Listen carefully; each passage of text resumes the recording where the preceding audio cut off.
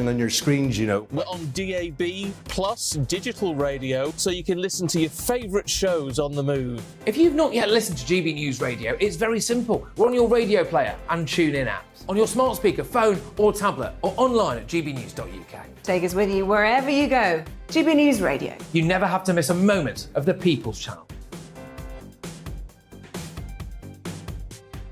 Monday to Thursday, 9 p.m. till 11 p.m. Join me, Dan Wootton. I'll bring you the sharpest takes and hottest debates. And it's about standards and public life. No, I'll tell you what's hypocrisy, Narinda. I guarantee you there'll be no spin. We believe in the UK. No bias, no censorship. It just doesn't make sense to me. He wasn't doing his job as Chancellor. And no reason to go to bed. So I guess they've always been quite woke. That's Dan Wootton tonight on TV, radio and online. Monday to Thursday from 9 p.m. till 11 p.m. on GB News.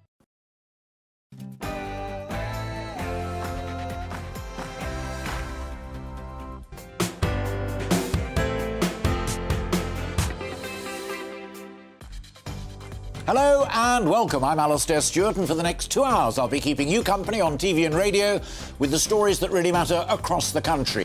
We have plenty coming up, including just who are the Conservatives and just who are Labour? What do they actually stand for? With a general election looming in the distance, are they now beginning to rebrand? I'll be talking about that to our range of guests from across the political spectrum, and we really want to hear what your thoughts are as well. But first, let's bring you right up to date with all of the day's news. Here's Tatiana Sanchez.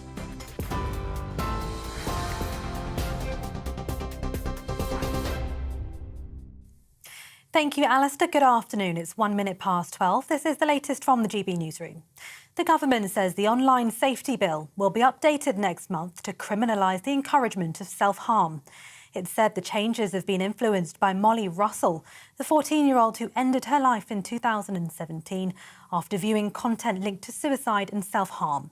The new bill would target online material that manipulates the vulnerable, making it illegal to do so.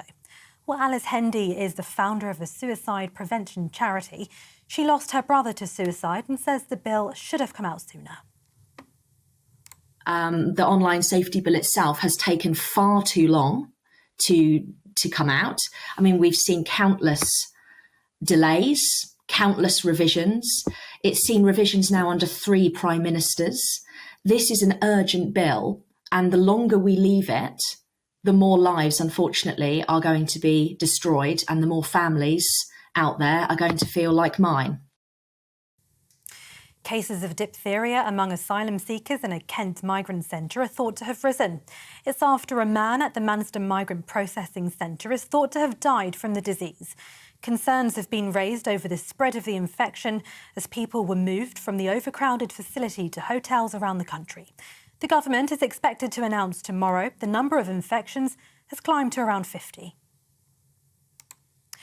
Protests against COVID lockdown measures are continuing in China after 10 people died in a tower block fire in Urumqi.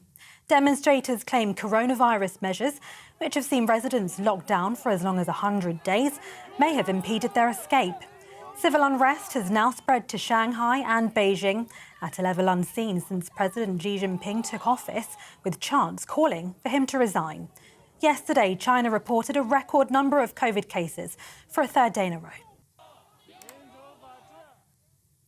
Well, search and rescue operations are continuing today following a landslide that killed a woman in southern Italy yesterday.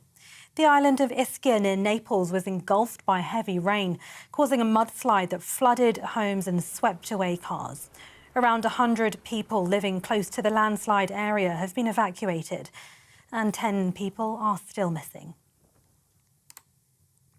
Greater Manchester Police say a man whose body was found covered in potentially hazardous substances was sprayed with acid. 38-year-old Liam Smith's body was found in the street in the Kilburn Drive area of Wigan on Thursday. He'd also been shot. The area was quickly cordoned off, and residents who were feeling unwell at the time urged to contact authorities. A murder investigation is ongoing. And another murder investigation is underway after 2 16-year-old boys were stabbed to death in south-east London. The incidents happened early yesterday evening, around a mile apart in Greenwich. police were granted additional search powers to determine if the murders were linked. The Met Police has said it's fully prepared for potential activist disruption in London ahead of Christmas. The force believes Just Stop Oil protesters are planning activity in the capital from tomorrow until the 14th of December. It said it has policing measures in place to respond to that disruption. The climate group has been using civil resistance as part of its campaign to stop future gas and oil projects, including holding up the M25. The Prince and Princess of Wales have paid tribute to rugby union great Doddy Weir, who died yesterday, aged 52. In a tweet, the royal couple called the former Scotland international and British and Irish Lion a hero and inspiration. Weir, who'd suffered from motor neuron disease since 2016, used his profile to raise awareness of the condition and generate funds through his charity foundation. Paul Thompson, Director of Fundraising for My Name's Doddy, says his legacy is the fight against MND. So the foundation's been focused on a world free of MND. That's the vision that we have, and that's the vision that he's set us, and it's the vision that he's left us. So until we make real progress and continue to make real progress for effective treatments for the condition, the work is still not done. So his legacy is the progress that we make against MND. And the Queen Consort is to break with the time-old tradition of having ladies in waiting, opting for Queen's companions instead. Buckingham Palace has announced the names of the 6 women who support Camilla in her official duties, in addition to her private and deputy private secretaries. It's believed the companions' work will be similar, but not as extensive as the late Queen's ladies in waiting. This is GB News. We'll bring you more news as it happens. Now it's back to Alastair Stewart and friends.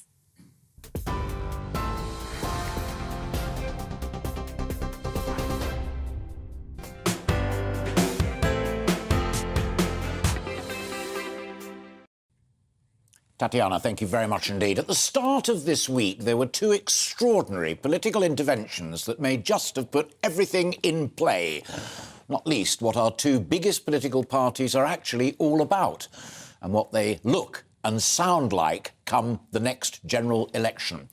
First, Labour's Sir Keir Starmer told the CBI annual conference in Birmingham, and I quote, "I come with a simple message. Labour is ready to give Britain the clear economic leadership it needs, ready to work with you to drive our country forward. Not just a pro-business party, but a party that is proud of being pro-business. The respects the contributions profit makes to jobs, growth and our tax base, and gets working people success as well as support, and understands that backing private enterprise is the only way that Britain pays its way in the world." Mark my words, that is a matter of conviction, he said, for me, and I've united my party behind it. That from the leader of a party that within living memory aspired to take control of the commanding heights of the economy and still toys with renationalisation of the railways and the water industry. Now, the same day, in the Times newspaper, Lord Danny Finkelstein wrote, and again I quote, "If the Tories lose in 2024, the party will need to change in order to win again. It's not hard to imagine what sort of things it will need to do to recover support.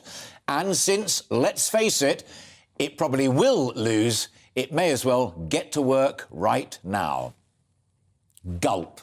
And do bear in mind that from a top Tory, someone who was an aide to a former party leader. So I just thought that really chucked a hand grenade into all of it. So I've invited a brilliant array of guests from across the political spectrum to reflect on those claims and assertions to see if something really profound is unfolding in our politics. But I also want to know what you think. Is Labour really, truly reformed?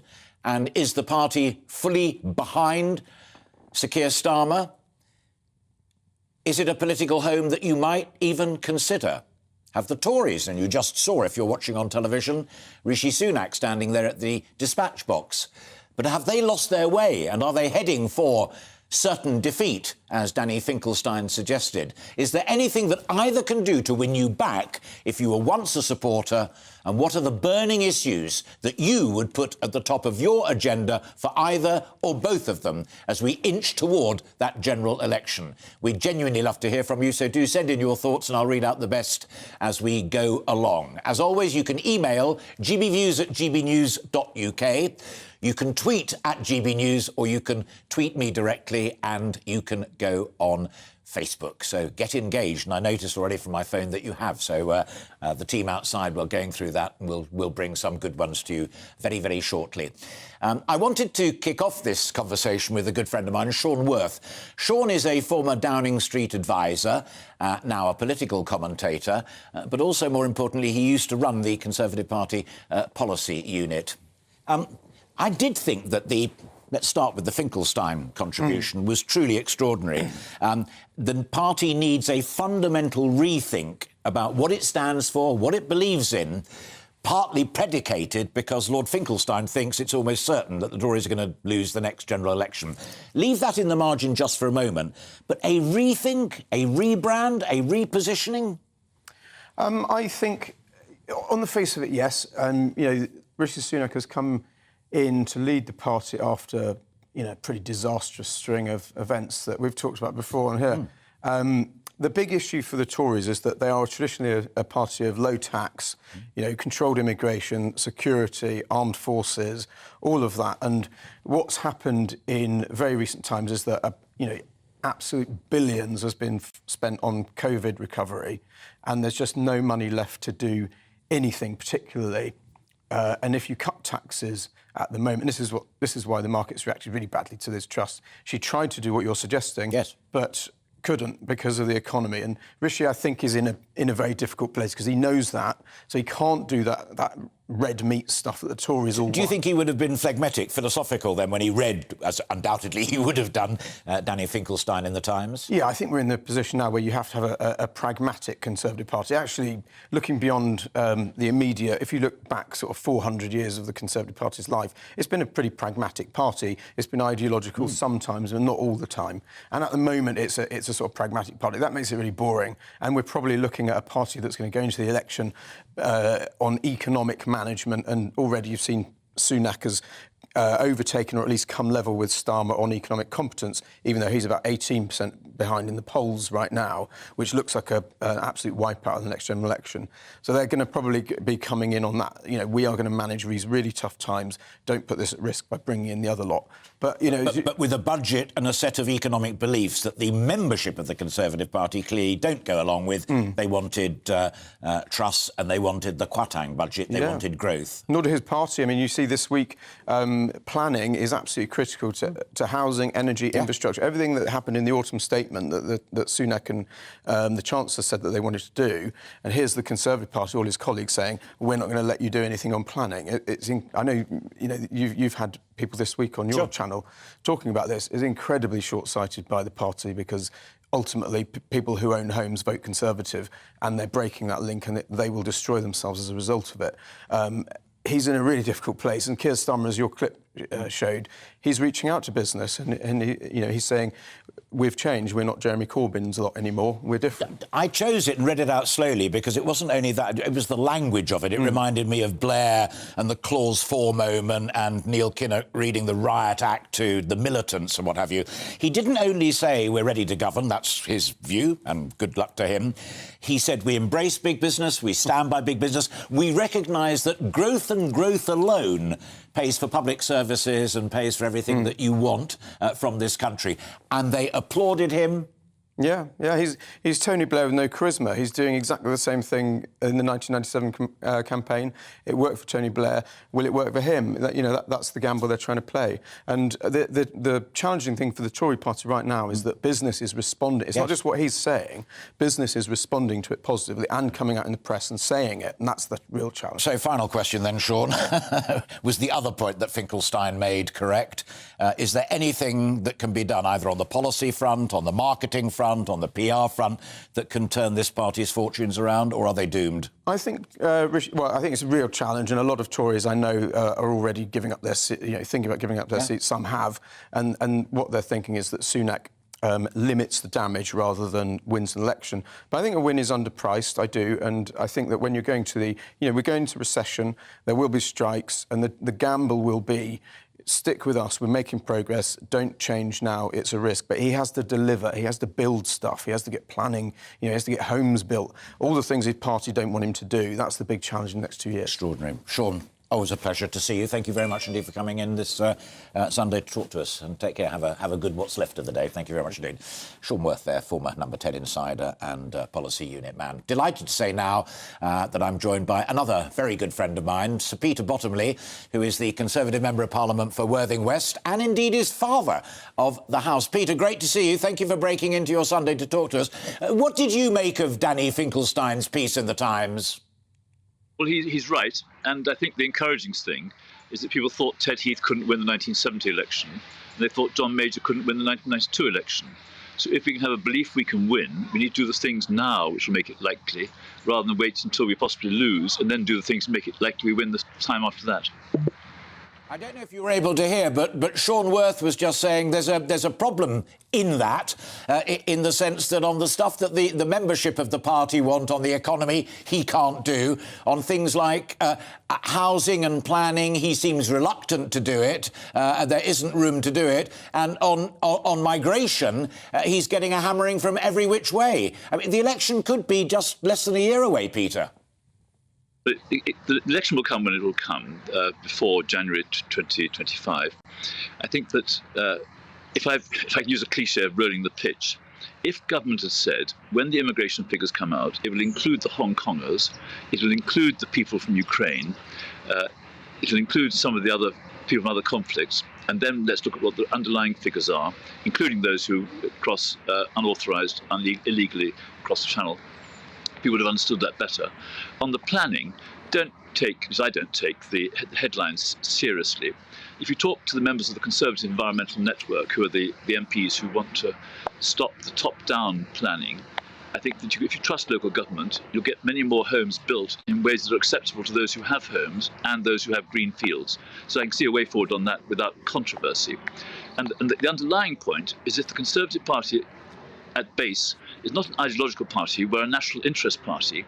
That means having local interests as well. And I commend to the party, and I'll say it to Rishi Sunak if I get the chance, look what my great-grandfather did in 1906 in London, where he helped create the London Municipal Society. The municipal reformers stood and kept control of London for 25 years. That's the way forward. Does it surprise you, given your years of experience, that so many bright young stars, even people behind the red wall like Deanna Davison, who, a good friend of mine, used to work here at GB News as well, have decided that the outlook is so gloomy that they're calling it a day right now? They are declaring publicly that they're not going to restand come that election, whenever it is? Well, it's fairly normal. And the first Member of Parliament I remember meeting was a man called Nigel Davis, who got elected in 1950 and stood down in 1951 because he thought it wasn't quite for him. People who are former MPs can do amazing jobs. You only have to look around to see them. There's one Labour MP, for example, who did one term, is now chief economist at the Institute of Directors. There are all sorts of contributions people can make outside of the Palace of Westminster. So I think that 9 out of over 350 MPs have already said, in front of the deadline of early December, they're not standing again. That's a normal number. It's not an abnormal number. How big a danger, in your reading, is Reform UK? Came from nowhere, but are now beginning to wave a little flag or two in the opinion polls. And it reminded me of what the SDP did to Labour back in the late 70s, early 80s, and a little bit of what Brexit and UKIP did to your own party in the run-up to the referendum.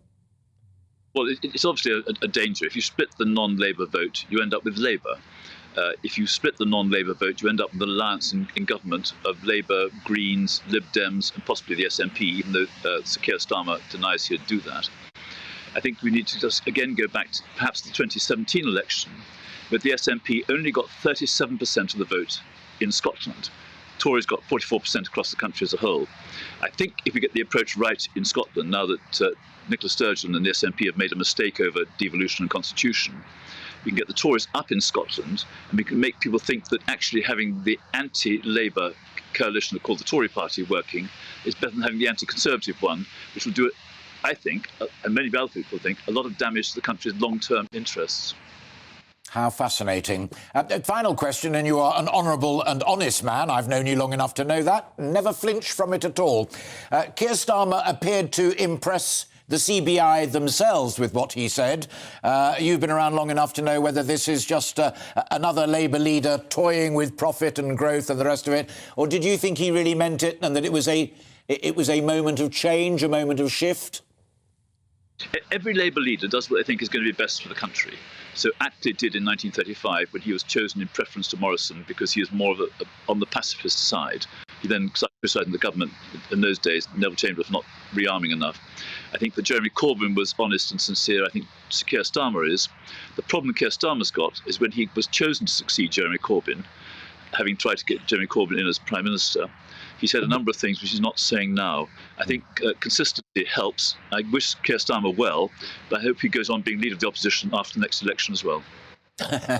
That's why I included in my quote that line. He said that the party is foursquare behind me, and I'll be asking one or two mutual friends from the Labour side whether that is actually true or not in just a moment.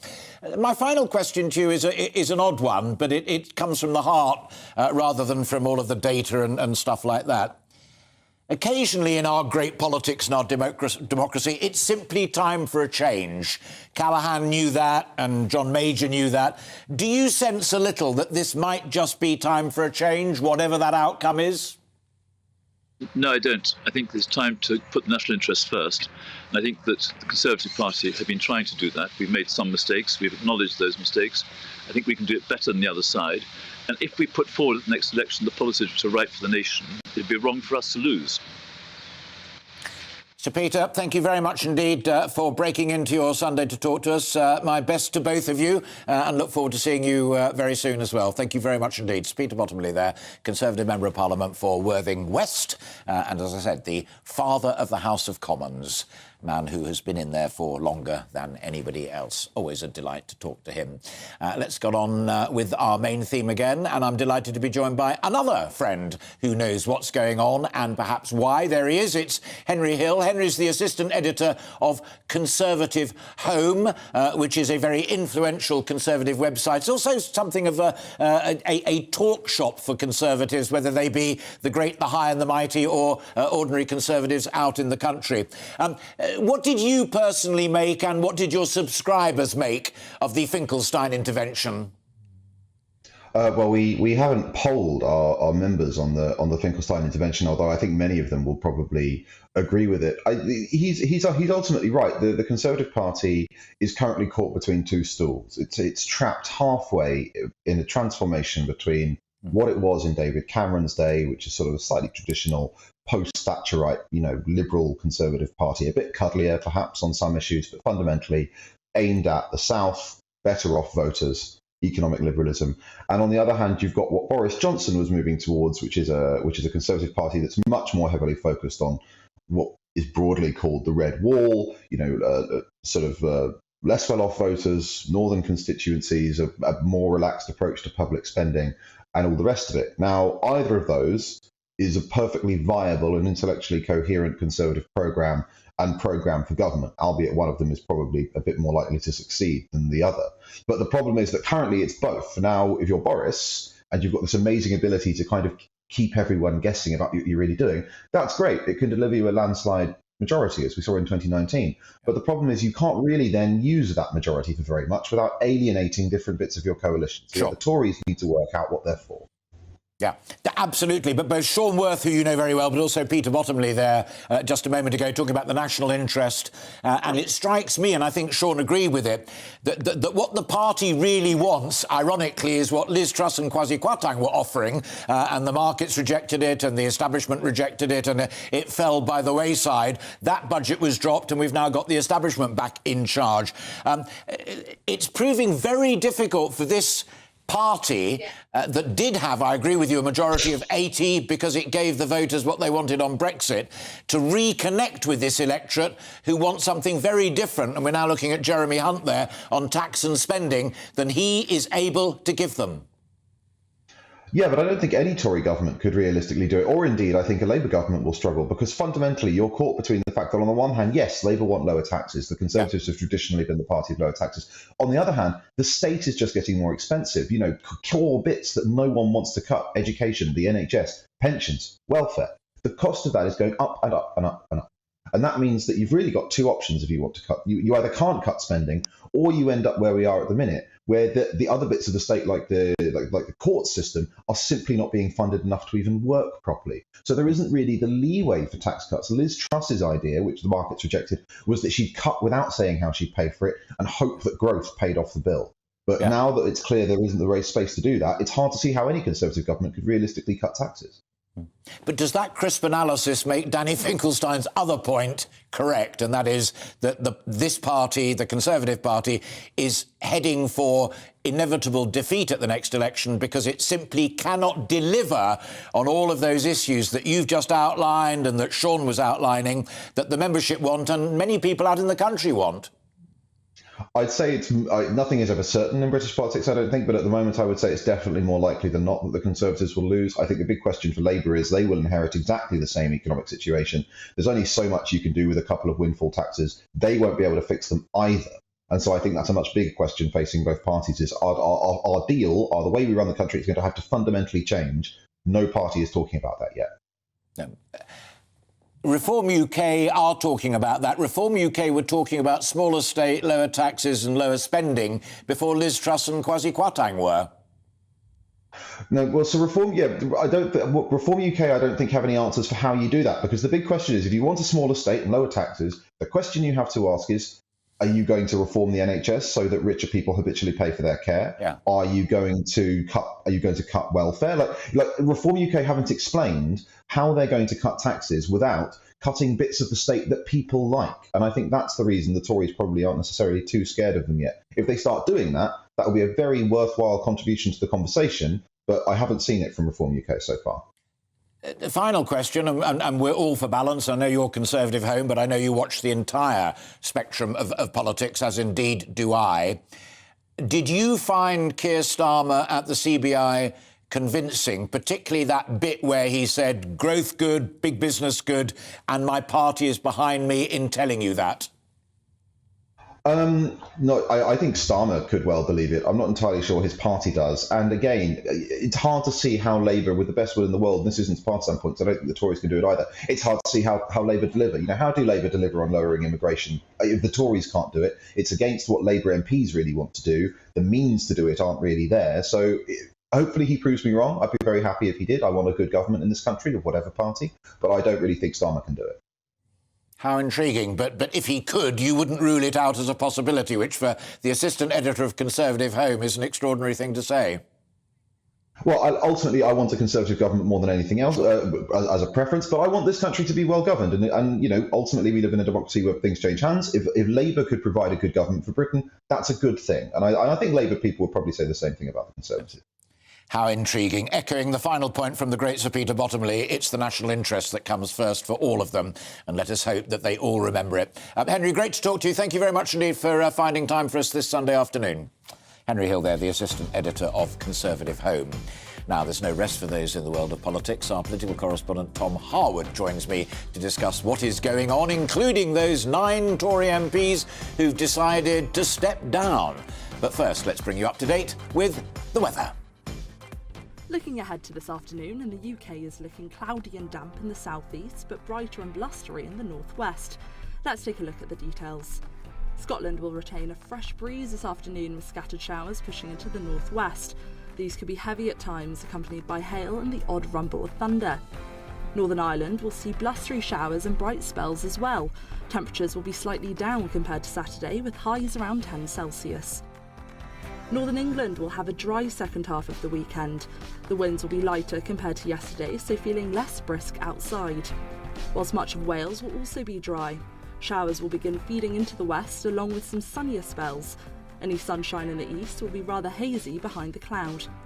There could be some weak sunshine across central England as well, with the thickest cloud continuing to lift. But even where grey skies prevail, it will remain predominantly dry throughout this afternoon. South East England will see the wettest afternoon with outbreaks of rain and drizzle, possibly heavy at times. It will be mildest here, though climbing towards 13 Celsius. This rain will likely affect areas from Hampshire eastwards, with the potential for some disruption to travel. South West England will get away with a drier afternoon, if still rather cloudy overall. The rain in the southeast will gradually clear during the evening, whilst blustery showers continue pushing into the west. And that's how the weather is shaping up for the rest of the day.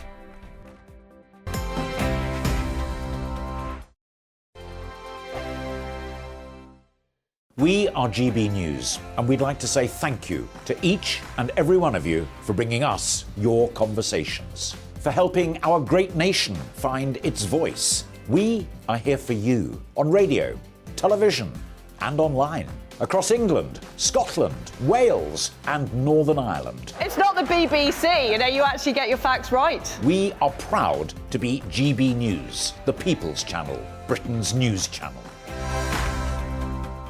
Every Friday and Sunday night from 9, it's Mark Dolan Tonight. We're on the same page again. There's something good happening. Let Ian finish. Don't be such a cranky. That mini budget was the tip of the iceberg. And on Saturday, my show just got bigger. From 8, it's Mark Dolan's Saturday Night In. You can't govern a country if you can't speak. Stop talking. My God, we reached the end. I've never been early in my life. Only on GB News, the People's Channel.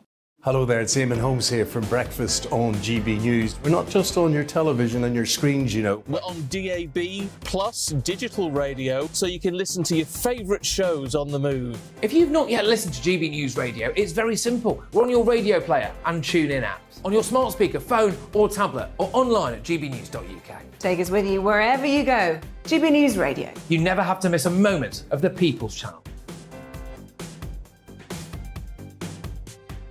Monday to Thursday, 9 p.m. till 11 p.m. Join me, Dan Wootton. I'll bring you the sharpest takes and hottest debates. And it's about standards and public life. No, I'll tell you what's hypocrisy, Narinda. I guarantee you there'll be no spin. We believe in the UK. No bias, no censorship. It just doesn't make sense to me. He wasn't doing his job as Chancellor. And no reason to go to bed. So I guess they've always been quite woke. That's Dan Wootton Tonight on TV, radio and online. Monday to Thursday from 9 p.m. till 11 p.m. on GB News.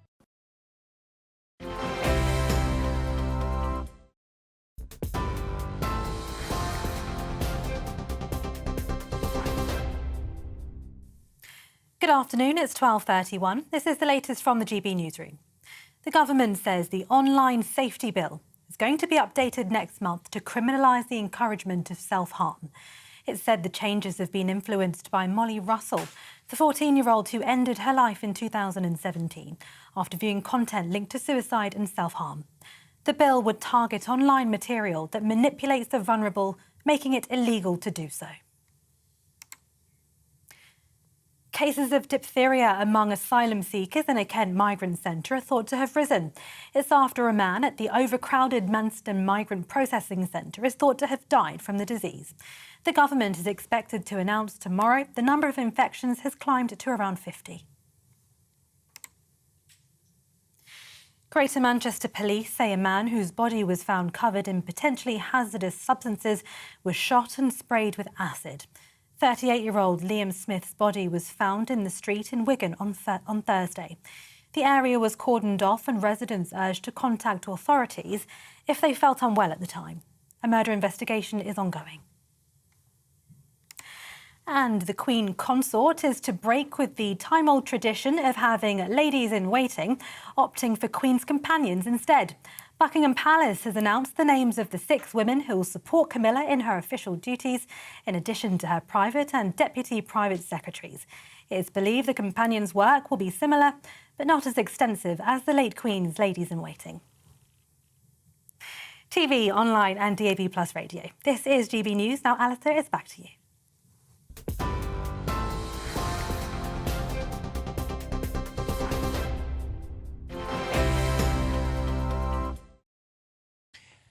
Tatiana, thanks very much indeed. We're talking about the state of politics, and thanks to Igraine Gray, who says both parties aren't rebranding, they're in the grip of an identity crisis. Both would be wise to start 2023 by presenting an ambitious and cohesive vision for the country. Well, there's a challenge for them all. Igraine, thank you very much indeed. Keep those messages coming in. It has already been another busy week in politics, as I hope we've made clear so far in the programme. Conservative MPs have announced that quite a few of them that they will not be standing at the next general election, as I put to my earlier guests. The latest being Chris Skidmore, who is the Member of Parliament, Conservative Member of Parliament, of course, for Kingswood, and is also Rishi Sunak's net zero czar.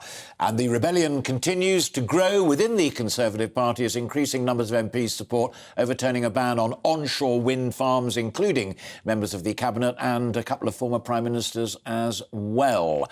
Joining me now live in the studio is the man who knows the answer to all of this, our political correspondent, Tom Harwood. First of all, on those who are bailing out pretty early, including our mutual friend Deanna Davidson, who you wrote a piece about the other day.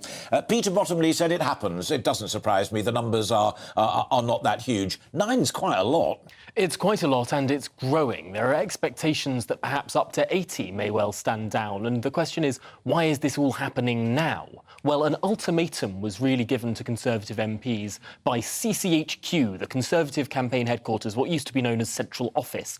They've said that MPs must tell them whether or not they wish to stand at the next election by the 5th of December. Now, this is important because we've just seen revised boundary changes being put forward by the Boundary Commission, and some of these seats are being carved up. Some are going to see Tory MP fight Tory MP for the right to the sort of new merged seats in some cases. And this has brought about CCHQ's request for MPs to say whether or not they will stand forcing at the next issue, election. make your mind up time. Exactly, and to some extent this has crystallised the view of many Conservative MPs who have been pretty miserable for the last few months. I haven't seen Conservative MPs this dour since really May 2019, when Brexit didn't happen and then we had the European elections and that farce and the Tories got 9% of the vote. That was the sort of mood that I think is reflected now in politics, which is remarkable given that it's only 2 years since the Conservatives won their historic The other mandate. point that Sean Worth and Henry Hill from Conservative Home both made in our earlier conversation as well was to say that the real problem in the light of Danny Finkelstein's Rethink article in the Times is that this Tory government, even with its majority, cannot deliver on the kind of policies that many of those MPs want, not least housing and planning, which you've written about at great length, certainly not on the economy, and it would seem not even on immigration. No, it's interesting that this seems to be, even though the government now has a notional majority of around 70 after these by-elections, even though it has that large majority in the House of Commons, to some extent, it feels like we're being governed by a hung parliament. The Conservative Party is not united on many, many issues. You've got disparate parts of its voting coalition. You've got the blue wall in the south and the red wall in the north, and you've got different views within the Conservative Party as well. But perhaps most crucially, you've got a whipping operation that has, to all intents and purposes, broken down. Perhaps it was not quite there since COVID and all of these new MPs came in. They didn't have the normal incubation into Parliament because almost as soon as they were elected, they went back off to their constituencies, didn't have the normal socialisation and sort of whipping structures. And they started rebelling a lot during that time. We remember the Marcus Rashford campaign, for example, and a number of other issues where MPs were much more independent-minded, stopped acting as a sort of herd, as they often do in Westminster. And perhaps that's an effect of COVID, or perhaps it's an effect of social media and the expectation that MPs must put out statements on every issue. Whatever it is, we have seen the traditional mechanism of party discipline really break down and perhaps has been responsible for this turbulent time under the last three Prime Ministers. Final, very quick one, if I may, and that is the Starmer speech to the CBI. Crucial bit of that was not pro-growth, pro-business. It was the assertion that I have my party behind me on this. Do you go along with that?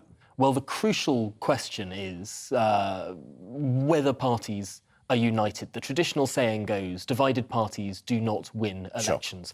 And Sir Keir Starmer has been at great pains to paint, and the Conservative Party has been helping him a lot with this, paint the Conservative Party as being divided, and him and his party as being united. And really, going in his favour is that the Socialist campaign group of MPs, those sort of more unruly backbenchers within his own party, have been very quiet recently. Perhaps they see that... Maybe they can send the same thing as Danny Finkelstein sends.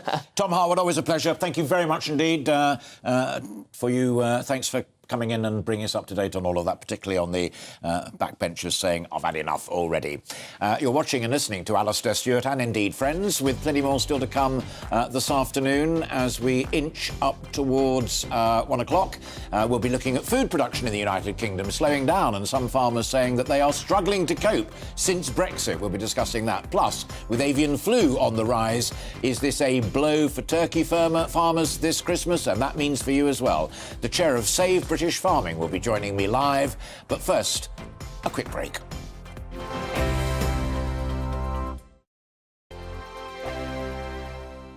Monday to Thursday nights on GB News. At 6, it's Deems & Co. 7 o'clock, Farage.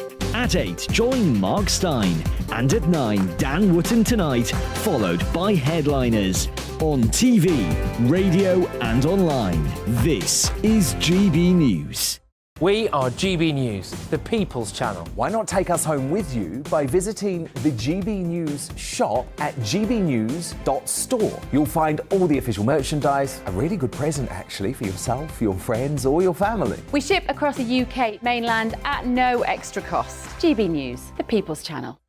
Hello, I'm Esther McVeigh. And I'm Philip Davis. Whether you're watching or listening on TV, online or on radio, we handpick the latest stories, debates and expert opinions for your weekend. So whether that's politics, news or showbiz, we've got it covered. Join us every Saturday morning at 10 o'clock on GB News. Monday to Thursday on GB News, it's Bev Turner Today from 10 a.m. We're going to be here for you, our GB News family, to keep you up to date, but also make you smile. The guy went from puberty to adultery. And I can't wait to bring a few of my own opinions. I have no time for cultural totalitarianism. We'll engage in passionate, but always polite debate, with your thoughts and opinions at the centre of it all. Monday to Thursday, 10 till 12, on TV, on radio and online. Hi there, it's Stephen and Anne. At breakfast from 6 a.m, you'll always be caught up with everything you need to know, the latest headlines, opinions and debates. We'll bring you the good news and the bad, but most of all, we're here for you. Remember, send in your views and let us know what you would like us to talk about. That's because we're your news channel. And every morning at 6 a.m, it's breakfast on GB News.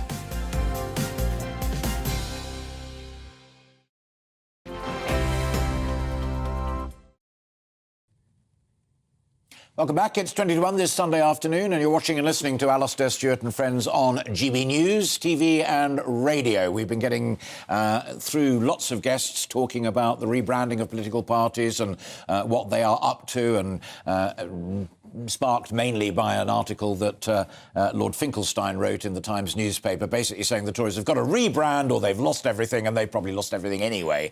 We asked for your views, and you have been brilliant. So let's share the first tranche with you. Linda says the news about MPs quitting the Tory party does not even inspire some local elected councillors to seek re-election, nor for those community people interested in standing for the first time, especially when the House of Commons is putting politics before people. Des says, total wipeout ahead for the Tories, I think. We need a new political movement before the next general election, as we can't allow Labour to get in. Oh, I think that's having your cake and eating it, Des. Marcus says, Tory or Labour? In other words, too much socialism. How much socialism do you want? I beg your pardon.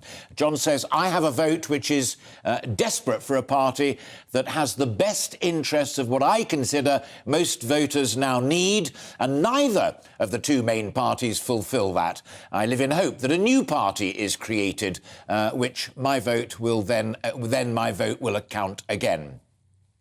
This is William, who says, prior to 1979, I supported the Liberal Party. I was persuaded to vote Conservative by Margaret Thatcher. Why? Because she had a vision to transform Britain into an enterprise economy and share-owning democracy, which all could and did prosper, and had the courage and conviction to realise it. The Conservative Party has lost its way. Jim joins in. If any party were to scrap VAT and replace it with an online tax, this would win my vote for sure. It would save small businesses and bring online prices more in line with the high street. By introducing the move, it would also save the rapidly declining and diminishing high street. So there we are. Interesting mixture. Keep your views coming in. You can either do it by email or direct onto Twitter. And at the same time, do subscribe to our YouTube channel, where you can catch up with any of the great interviews that we've had so far that you may have missed, and indeed previous programmes as well. Now, as I said before all of that, this week's Rural Spotlight looks at the conserves of our UK farmers since Brexit.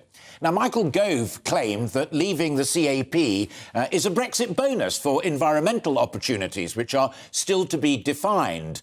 But yet, that is still coming down the road. In the meantime, what is immediately obvious is that there are more pressing and immediate problems out there for farmers and for us who consume their produce. At the heart are labour shortages, inflation, and the overall rise, of course, in running costs. So, is there a win-win solution?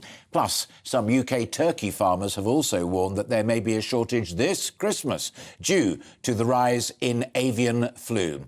So let's discuss all of that and more with the chair of Save British Farming. There she is, Liz Webster, who herself is a farmer.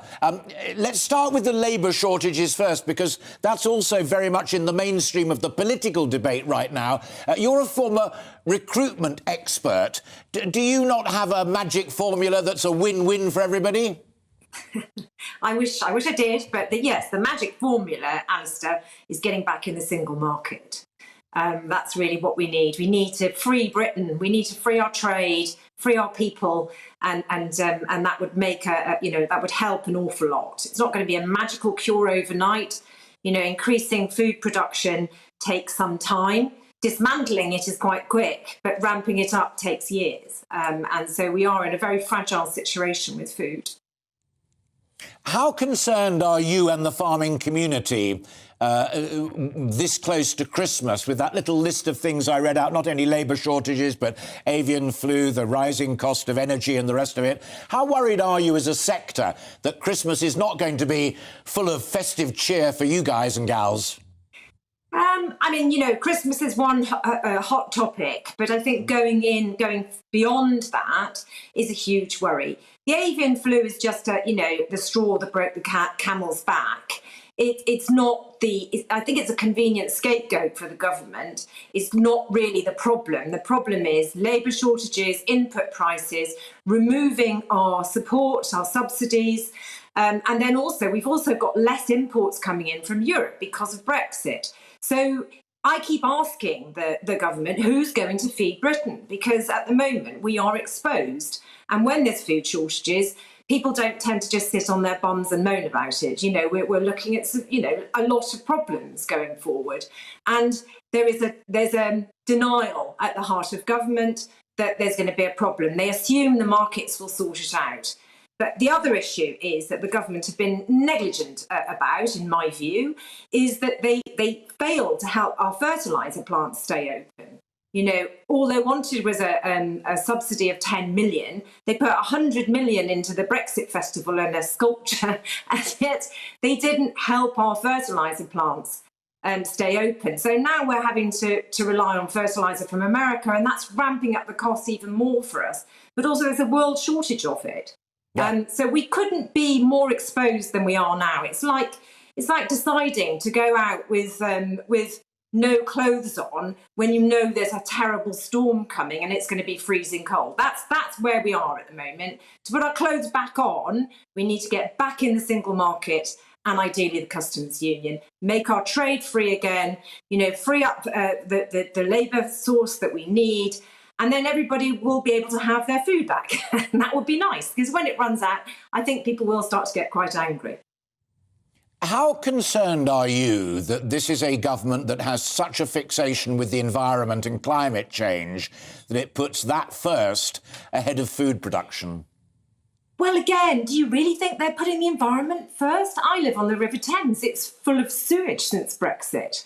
And there is we're not seeing any real direction on the environment. It's used as a weapon to actually justify ramping down our farming. I lived through the coal destruction, the coal mine destruction, and it was Patrick Minford who was the architect of that. And I've always said since Brexit happened, farming is going to be destroyed as the coal industry was. And I was right. I hate to say it, I was right. And that is what's happening. And it's incredibly sad because this countryside, our country, is man-made. It's been farmed since the Neolithic period.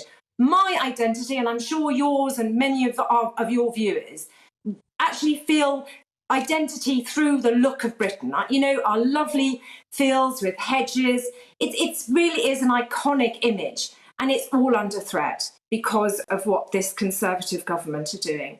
And I just hope that we can do something now. There is time, there is a window, but that window is getting tighter and tighter. And we really need to fight for our countryside and for our food security and our food supply. You know, otherwise we'll just be having imports eventually coming in from America, Brazil. You know, all of that food is very, very bad for your health. And what will happen to our countryside? It'll just turn into a concrete jungle, probably. Yeah. I have to ask you one final question with your general agricultural hat on, and you may not know the answer, but many people here in the newsroom want to know the answer to the question. We've talked about eggs, we've talked about turkeys, we've talked about poultry generally. How fares it for the Brussels sprout producers? Well, all farmers have got the same problems. You know, labour shortages, input costs, everybody. So what do? It's a risk. Farming is risky anyway. So what do? You think, oh, goodness, what am I going to get at the end of the road and what problems am I going to get? Already they've been having problems with wasting food and products. So everybody's been reducing what they grow and what they produce, which is, so our food security is shrinking while the world is also, in a crisis. So, as I said, it's a very bad situation, and it's an emergency, and it needs urgent action. It needs, a proper, dedicated body of people to come together and make quick decisions to sort this out before it's too late. It's almost the same as COVID. When we went into COVID, our pandemic preparedness had been destroyed. And we were in a very, very bad situation. And we're almost repeating that same mistake with food. Liz Webster, message received loud and clear. I hope members of the government are listening. They normally do. And maybe get a little gang together to try and sort it out, not only for your industry, but also equally importantly for us consumers. For the time being, Liz Webster, Chair of Save British Farming, thank you very much indeed for joining us, and have a wonderful afternoon. Thank you, Liz. Thank you, Ansa. So intriguing, food for thought, pun totally intentional, in the context of our main discussion about what the political parties are doing. Not enough on agriculture, says Liz. Now, a bill going through the Scottish Parliament would allow men to identify as women and vice versa, simply by declaring themselves so.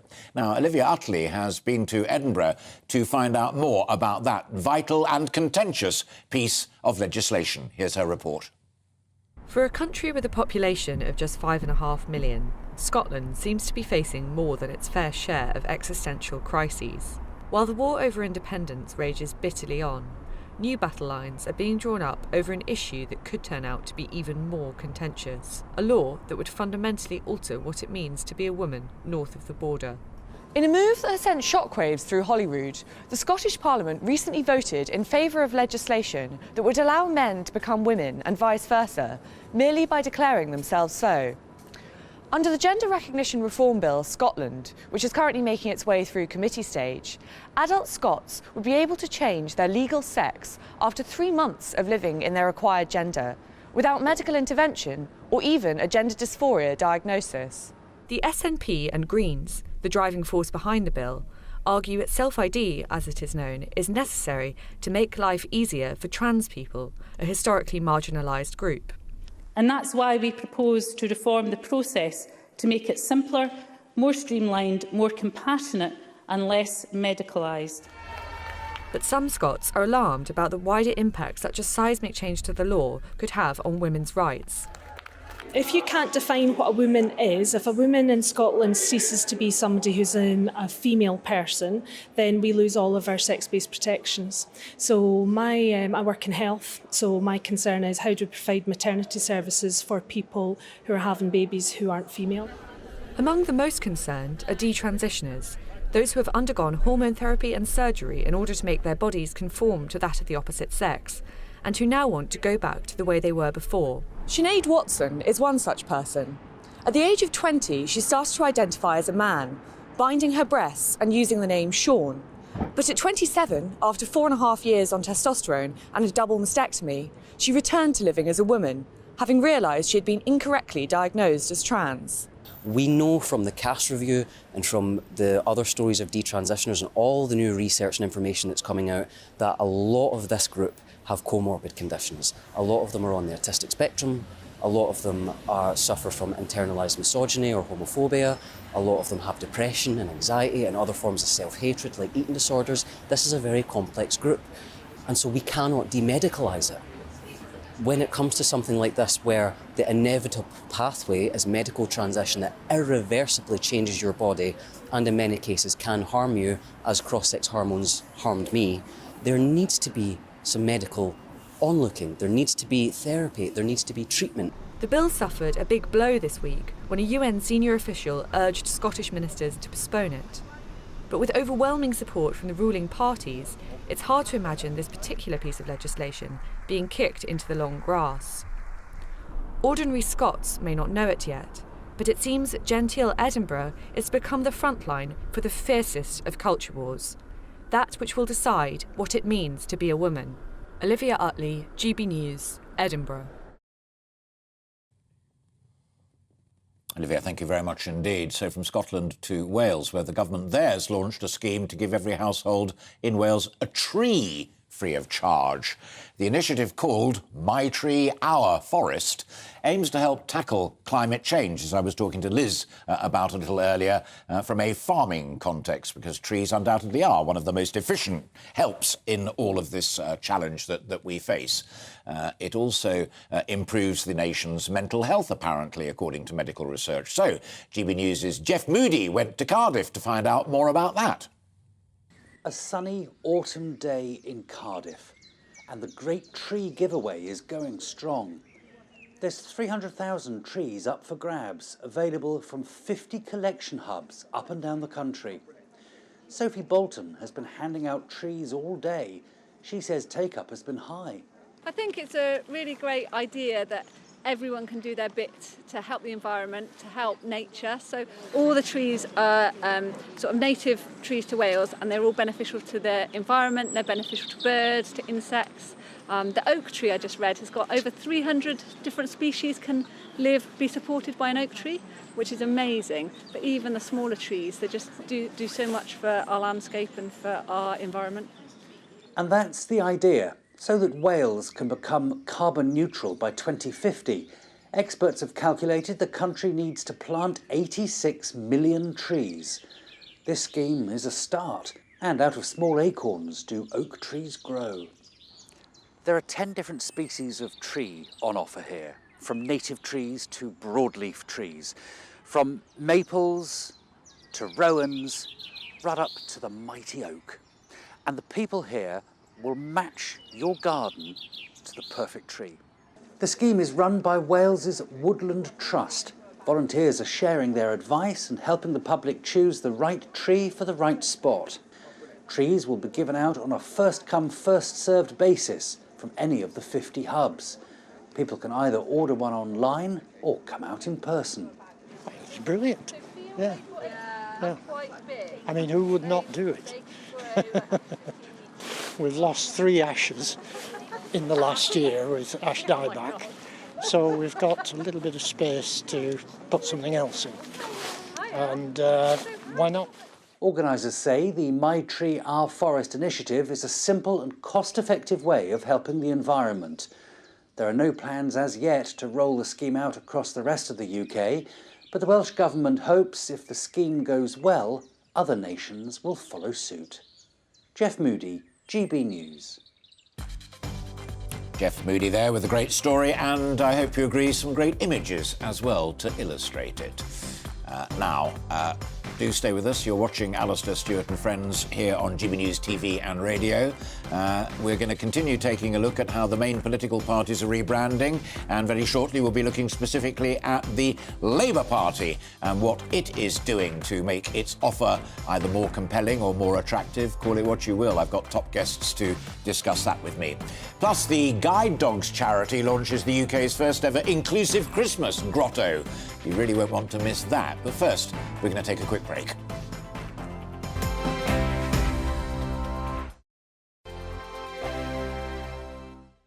Every morning from 6 o'clock, we'll wake you up with GB News Breakfast with all the stories you didn't know from the night before. So whether it's serious news, entertainment, or your own views from all over our great nation, we're here to kick off your day with a smile. The national media should be reflecting and reporting what's happening here. You will notice the northwestern accents. Whether you're with us on TV, radio, or online, every morning it's breakfast from 6 a.m. Hope you can join us. Join me every Sunday at 6 p.m. for Gloria Meets. In exclusive interviews, I'll be finding out who our politicians really are and what they really think. I think I've seen probably quite enough of Matt Hancock to last me a lifetime. I'll also be getting to know you better, travelling to find out what you think about the politicians who are fighting for your vote. They've got to get this country back on track. Join me every Sunday at 6 p.m. only on GB News, on TV, radio and online. We are GB News, right across the nation. You can get us on television, on radio, on digital. We're absolutely everywhere. Amazing! You see, amazing! You remind me of me in the European Parliament. But here's the most important bit. We are not part of the mainstream establishment. We think and speak just like you do. We are the People's Channel. Magnificent. That's really, really thoughtful. Come and join us on GB News, the People's News Channel. My name's Tom Harwood, and join me 9:30 a.m. every weekday for The Briefing, your one-stop shop for everything you need to know about what's going on in politics today. I wonder if this is a deal that might need to be like the biscuits in this factory, twice baked. Is there not an opportunity here to win out against the extremes? Tom Harwood, GB News. What are you going to do about it? Things should have been done differently, and they certainly are being done differently. Don't miss it. The Briefing with me, Tom Harwood, 9:30 Monday to Friday on GB News.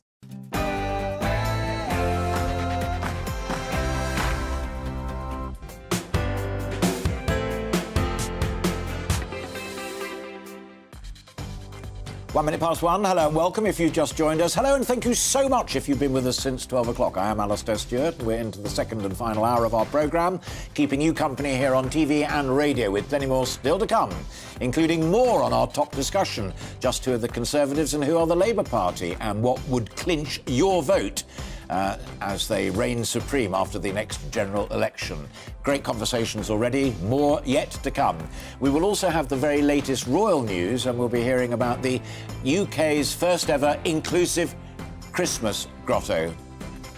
We're now going to break into that because the Metropolitan Police are holding a press conference about the two stabbings over the last 12 hours. So let's join that press conference now. Deputy BCU Commander for South East BCU in London. This is an extremely sad day for all of us who live or work in Greenwich. Police are investigating the tragic murders of two teenage boys, and my thoughts and deepest sympathies are with their families and friends, and indeed with local people in the Abbey Wood and Thamesmead, who I know are both shocked and appalled by what has happened. As the Deputy Borough Commander of the Met South East Command Unit, I join the community in being deeply saddened and outraged by these senseless murders. On Saturday evening at around 5:10, police were called to reports of two people injured in two locations Sewell Road, Abbey Wood and Titmus Avenue, Thamesmead. The locations are approximately 1 mile apart. Emergency services attended immediately, and at each location they found a 16-year-old boy suffering stab injuries. Tragically, both boys died of their injuries.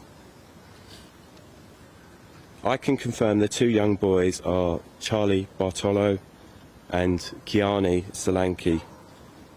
The families are aware, and we ask that their privacy is respected at this unimaginably difficult time. Specialist officers will ensure that they are given all the support we can possibly provide. Homicide colleagues are investigating and are treating the 2 murders as linked. I can assure everybody affected by these murders that skilled detectives will work tirelessly to discover what happened and provide answers to the young victims and families. Tackling violence is a priority for the Met.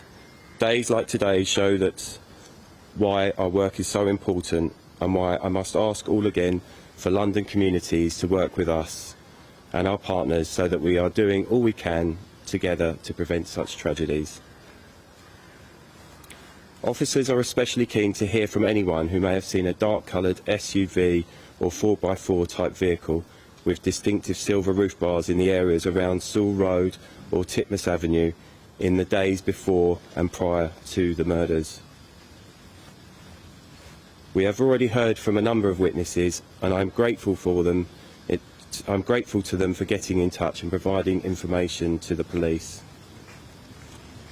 I am appealing for any witnesses who may have seen either incident. I'm also interested in speaking with those who knew Charlie and Kiani and might be able to offer some information or insight into these senseless killings. And we urge you to contact police on 101, giving the reference 4943 of the 26th of November. Information can also be provided to Crime Stoppers anonymously, online or by calling 0800 555 111. They do not ask your name or trace your IP address. Inquiries are ongoing, and I will therefore offer no further comment at this time.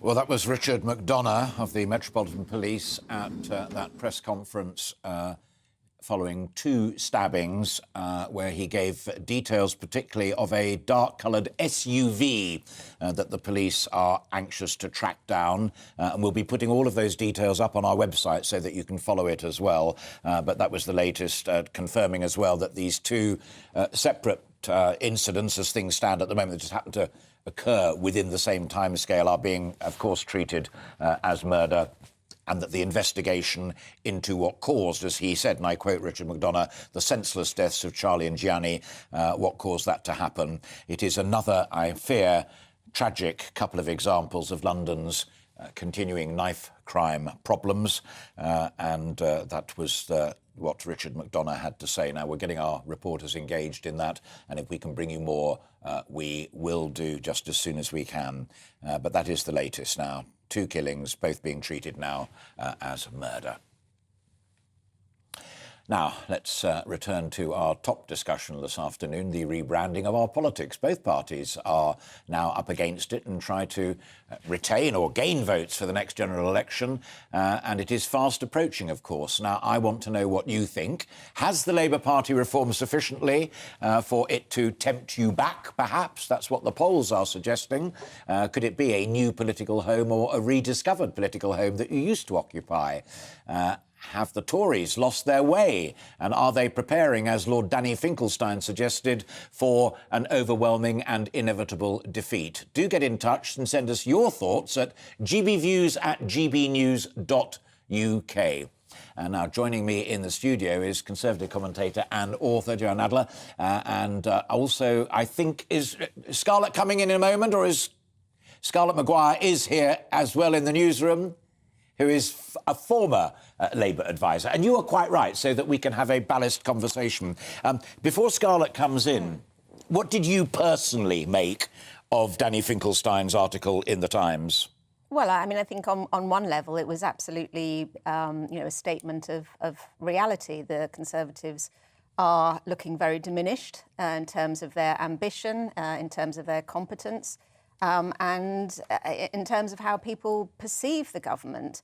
Lord Finkelstein was calling for, as you've said throughout the programme, some sort of rethink, some sort of rebranding, although in terms of what he was advocating, I thought it was quite limited, really. I mean, it was a number of quite technical points he was raising, such as appointing ethics commissioners and changing the way that the party elects its leaders. I mean, those things may or may not be necessary, and they are the sort of things that parties tend to do in opposition, because they tend to go into opposition, they tend to go into kind of a process of kind of myopic internal examination. But, I mean, the party is not in opposition. The party is in power. And I think that slightly I felt the article missed the point, that what Conservatives don't need to rebrand per se. They just need to assert their inner conservatism, which is just not something that we've heard very much of or about. I mean, briefly during the Liz Truss interregnum, there was a suggestion that there was actually going to be some clear blue water between the two parties. Interesting, I think, the way that Labour have now moved into a lot of the Conservative territory. They're trying to neutralise their left-wing flank, if you like. And, I mean, essentially what we've got is just two parties that are not distinct enough. Sure. But in a curious sense, and it struck me at the time, that leadership election, you had fresh, bright young thinkers like Kemi Badenoch and Penny Mordaunt and Tom Tugendhat coming up with new ideas and so on. But it came down to a battle between Liz Truss and the Go for Growth budget, which we've talked about so many times, and Rishi Sunak as being the more traditional Treasury orthodoxy approach to it. And eventually, at the second time of asking, that's the direction that the party has gone in. Is there a danger, as I put to Peter Bottomley, that the parliamentary party and the leadership of the party is out of step with what the members want? Self-evidently, I would say there is. I mean, I think that's why we ended up with the various changes and chopping and changing that we've seen over the last few weeks. I mean, I think that there might have been quite a different outcome to the leadership election had the roles been reversed, and had the members of the party been able to vote for some of those other candidates that didn't make it through to the final. But I do come back to this idea again that these are quite technical things. Yes. And I think essentially at the next election, people are not going to be voting on whether or not Rishi Sunak's appointed an ethics commissioner, quite frankly. They're going to be voting with their gut over issues like, the horrific story that we've just seen at the top of the hour. People will be voting about on issues to do with crime, on the public services, on education. And though I know we're referring to Lord Finkelstein's article, there's also a very interesting poll in today's Mail on Sunday from Lord Ashcroft, in which we see Labour, ahead of the government on a number of these key issues. Interestingly, though, not particularly with regards to the two leaders, who seem to be fairly evenly, considered fairly evenly by the general public. But on the issues that really count, the big public service issues and the way the economy is run, the Conservatives are trailing behind considerably. Does that mean, as I thought it did, and that's why I wrote it in my introduction at midday, that Sir Keir Starmer's assertive contribution to the CBI conference was really quite significant, because it said two things. One is that the Labour Party under his leadership is not only pro-business, which it's been for quite some time, but it's actually pro-growth as the only way in which you can generate the surplus revenues, the profits, he used that word, to pay for all of the public services. But he also claimed that his party was behind him in making that assertion. A, how significant was that speech? And B, do you think he's judged it right? Well, I think it does remind me a lot of the run-up to the 97 election, where we had that whole sort of so-called prawn cocktail offensive with New Labour trying to reassure both the public, both that it was competent in terms of running the economy, that it broadly speaking, kind of had a sort of centrist agenda, but also that it was a unified party. So to that extent, yes, I mean, that was significant. There's also the question of whether, and I don't know, it'd be interesting to hear from Scarlett on what she feels about this, whether this is part of a tactic to try and push the Tories further to what Labour would consider to be the right. I mean, if that is a kind of correlation of this, I actually think, the Conservatives shouldn't be afraid of moving in that direction. It would help to distinguish them, and it could cut off the attack potentially coming from their right-wing flank. But there are a lot of people, and you will have heard it and had those conversations as well, who say that if the Tories are to stand a chance at the next general election from within their own ranks, that's exactly what we've got to do. Otherwise, Reform UK will hoover up. That's exactly what I'm saying, Alastair, yeah. That's exactly what I'm saying. And with your experience, that's a real challenge. Well, I mean, I don't know with my experience particularly, but I think, any of us looking at you lived through Brexit, you lived through UKIP coming along, and how groups that may not form a government can have a direct and immediate and potent impact on parties who do hope to form a government. And whereas, Nigel Farage was prepared to do a deal with the Conservatives which kept Brexit within the Conservative Party family, as it were. It's not obvious what that deal would be this time round. So I think the threat from the right of the Conservative Party to the Conservative vote, particularly in the northern seats, is quite palpable. Sure. Joanne, always a pleasure to see you. Thank you very much indeed for coming in, and keep in touch. Thank you very much indeed. That was Joanne Adler with her views on it. And to continue our conversation, I'm delighted to be joined now by Rebecca Lurie. Rebecca's a partner at Pagefield PR, top communications and public relations consultancy. With that purely professional hat on, do you understand what these two giants of our politics are actually up to at the moment? Well, first, thanks for having me on this afternoon, Alastair. I think both parties are in a really interesting place at the moment. The Labour Party has obviously made huge strides since the Corbyn leadership and is really trying to turn itself around and appeal to businesses who it really put to one side. And I think the efforts at Party Conference, the efforts they're making with another business conference in early December really show that they're making that commitment to really engaging with business.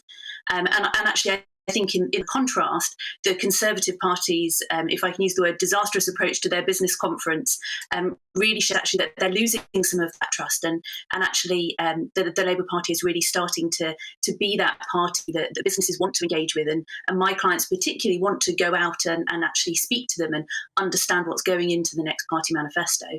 But that seems to touch on one of the most crucial points, and I was saying to my earlier guests that there's a real problem for the Conservatives, and that is that the leadership and the parliamentary party seem to be out of step with the membership in the country, whether it's on tax or housing or migration. The challenge for Labour, it seems to me, is whether that bold assertion that Sir Keir made at the CBI conference, that my party are foursquare behind me, also bears examination. You're a former Labour councillor. Yeah, I am, and I'm 100% behind Keir Starmer. I think you will see in every political party that there are people who don't agree with the leadership. You can see that in every iteration that we've had of the Conservative Party over the past decade. There are always going to be people within the Labour Party who aren't completely behind the leader 100%, but we've come on so far from the time when Jeremy Corbyn was leader, and I really do believe that the vast majority of the party is really united behind him, and actually we need to be in that position if Labour is going to win the next election. Joanne was saying, and one or two of my other guests as well, that the principal problem for the Conservative Party is that on those issues that the public, the ordinary members feel so strongly about, like the economy, like housing and planning, like migration, at the moment, although they have what's left of an 80-seat majority, they seem virtually powerless to act on any of those issues in a way that the members and the electorate want them to. Yeah, I would completely agree with that. I think the instability within government has really affected the ability for any new Prime Minister to really be able to put forward their agenda and do something about it. We've seen in the last few weeks the unpicking of that mini budget, and you said yourself, Alastair, you've spent a lot of time looking at that issue, but actually, where do we go from here? How does the Conservative Party rebuild that trust, not just with its membership, who are now being asked to put their trust in them to take forward a completely different set of policies, but also get the electorate electorate back behind them who've seen the conditions that they're living in, potentially get significantly worse under Truss as leader.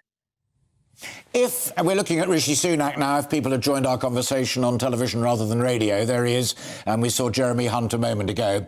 Bearing in mind you are a former Labour councillor, but if the Conservative Party were to give you at Pagefield a bell, a buzz, and said, OK, give me 3 action points, what are the 3 key things? Because I'm not buying the idea of rebranding. You're either a Conservative or you're not a Conservative, but it may just be that policy initiatives or warming it up might shift the direction of travel at the moment.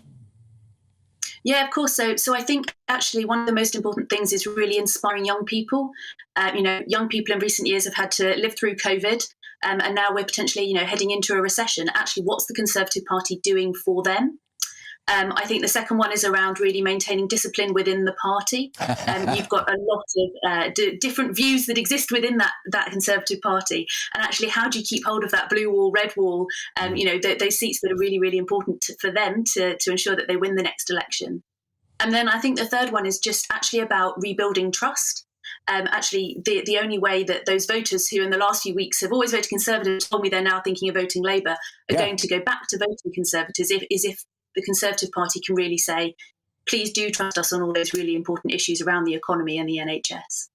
Final point, Rebecca. How damaging is it for the brand when bright young things like Deanna Davidson and also old greybeards in the party for longer than I care to remember say, not for me, I'm not even bothering to stand again next time? I think it's very damaging, especially in those seats that the Conservatives won in 2019 and really need to win again to be able to make sure that they are still in power after the next election. Brilliant. Very much what Joanne was saying just a moment ago. Rebecca, great to see you. Thank you very much indeed, and my best wishes to all at Pagefield. And do keep in touch with us.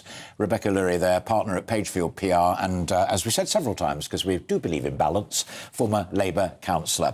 Now, joining me in the studio, I'm delighted to say, is another old friend of mine, Labour advisor and writer Scarlett Maguire. And as both of us thought was going to happen at the beginning of the programme, Joanne Nadler is still with us. I asked her to come back in for this conversation. Here's the issue for you, first of all, and do feel free to join in, because we all of us lived through it.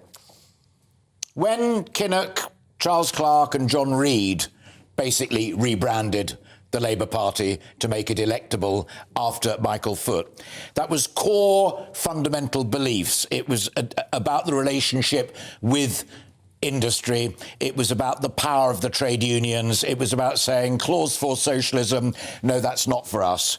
The Tories are nowhere near even having that debate, are they? Or do you recognise the seeds of that, Scarlett? No. I mean, the thing about the Tories is they're at the end. And they've run out of energy. I mean, that is the real problem. And what they've learned is that they can rebel. So what Rebecca said about discipline is incredibly important. I mean, if you look at, Labour, we all know, is a broad church among the MPs and particularly among the membership. And yet the behaviour of both is we're going for it. And people have had to take deep breaths about some of the things that Keir has said, that possibly he's put things slightly badly by, he's almost said British jobs for British workers, whereas actually, really what he's saying, if you look at underneath, he's saying we've got to skill up the British workforce, which is absolutely right. I mean, and frankly, I remember having this argument in 97 about how Germany was so much more skilled than us, and that's why Blair wanted to put 50% of people into universities. So actually, I do think that one of the problems is discipline, and the other problem is outcomes. Is that what you talked about, growth? I mean, actually, if you look at, and Labour's talking about growth and the Tories haven't grown, and if you look at what Labour, the way they want to grow, it's the green economy. So actually, they're doing two good things. One is they're saying we need to grow because we want decent public services. Let me stick for a moment, if I may, and do feel free to come in and wave your hand at me if I'm not doing that properly. But I want to stick with the notion of party discipline, because Peter Bottomley, way back at the beginning of the programme, mentioned it, and so too did Sean Worth, and is a problem. With this assertion from Sir Keir that we are pro-business, we recognise that only growth can pay for public services, and, I mean, in effect, hurrah for capitalism when it's working well and is jolly good. When the left rebelled against that kind of mantra under either Neil Kinnock or Tony Blair, both called them out in big, powerful speeches and rather enjoyed doing it. Will Keir have to do that? Is he up to doing that? I don't think. I think he's certainly up to doing it. I mean, there's no question that I mean, if you look at how they're choosing Labour candidates, anybody who is felt to be a rebel doesn't even get onto the long list, right? So in technical terms, it's happening. But actually, what you see with the Labour Party, it was amazing at Liverpool at the Labour Party conference.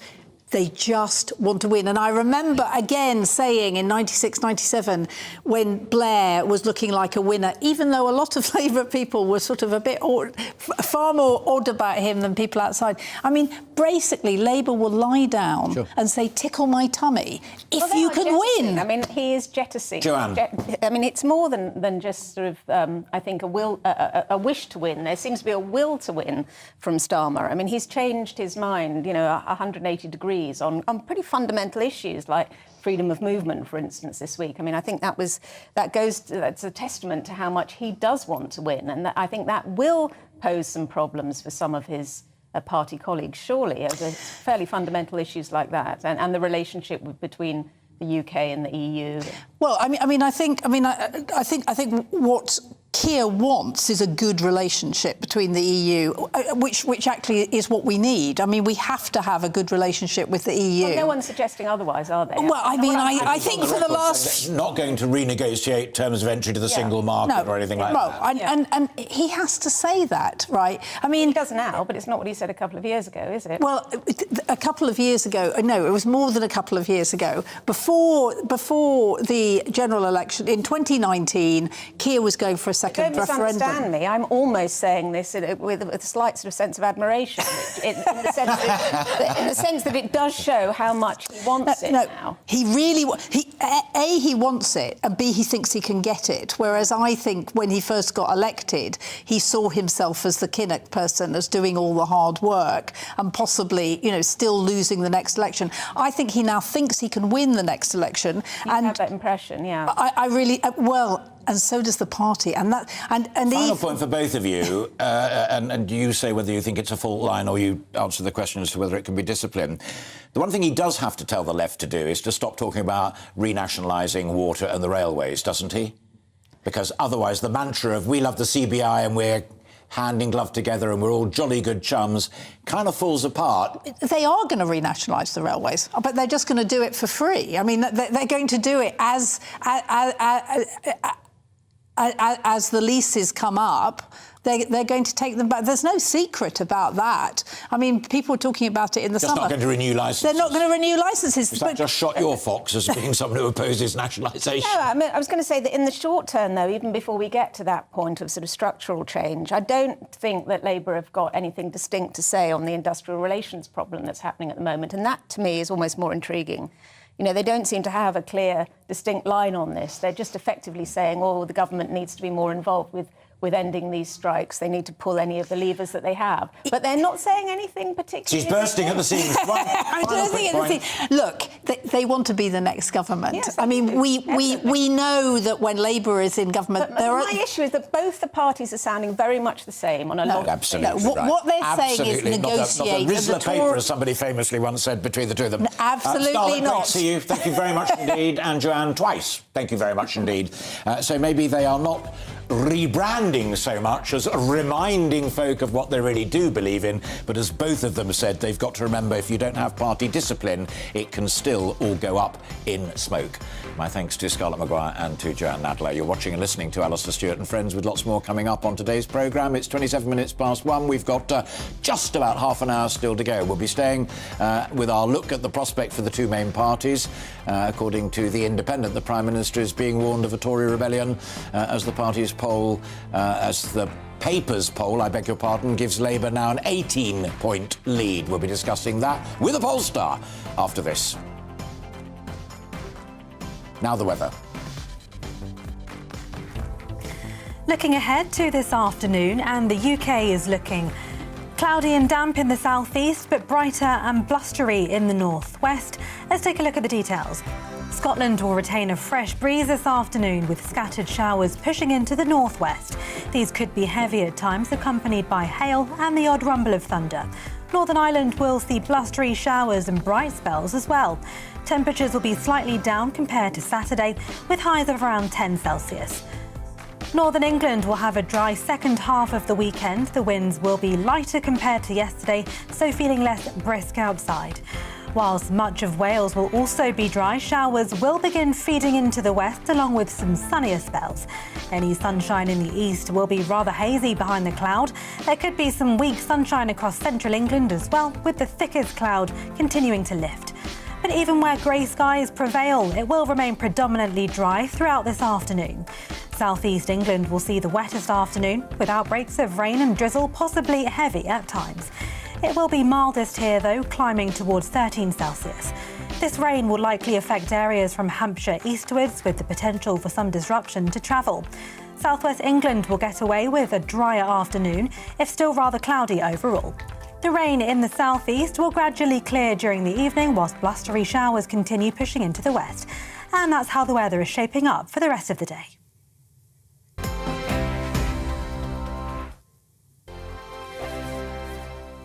We are GB News, and we'd like to say thank you to each and every one of you for bringing us your conversations, for helping our great nation find its voice. We are here for you on radio, television, and online, across England, Scotland, Wales, and Northern Ireland. It's not the BBC, you actually get your facts right. We are proud to be GB News, the People's Channel, Britain's news channel. Every Friday and Sunday night from 9, it's Mark Dolan Tonight. We're on the same page again. There's something good happening. Let Ian finish. Don't be such a cranky. That mini budget was the tip of the iceberg. And on Saturday, my show just got bigger. From 8, it's Mark Dolan's Saturday Night In. You can't govern a country if you can't speak. Stop talking. My God, we reached the end. I've never been early in my life. Only on GB News, the People's Channel. Hello there, it's Eamon Holmes here from Breakfast on GB News. We're not just on your television and your screens, you know. We're on DAB plus digital radio, so you can listen to your favourite shows on the move. If you've not yet listened to GB News Radio, it's very simple. We're on your radio player and TuneIn apps, on your smart speaker, phone or tablet, or online at gbnews.uk. Take us with you wherever you go. GB News Radio. You never have to miss a moment of the People's Channel. Monday to Thursday, 9 p.m. till 11 p.m. Join me, Dan Wootton. I'll bring you the sharpest takes and hottest debates. And it's about standards and public life. No, I'll tell you what's hypocrisy, Narendra. I guarantee you there'll be no spin. We believe in the UK. No bias, no censorship. It just doesn't make sense to me. He wasn't doing his job as Chancellor. And no reason to go to bed. So I guess they've always been quite woke. That's Dan Wootton Tonight on TV, radio and online. Monday to Thursday from 9 p.m. till 11 p.m. on GB News.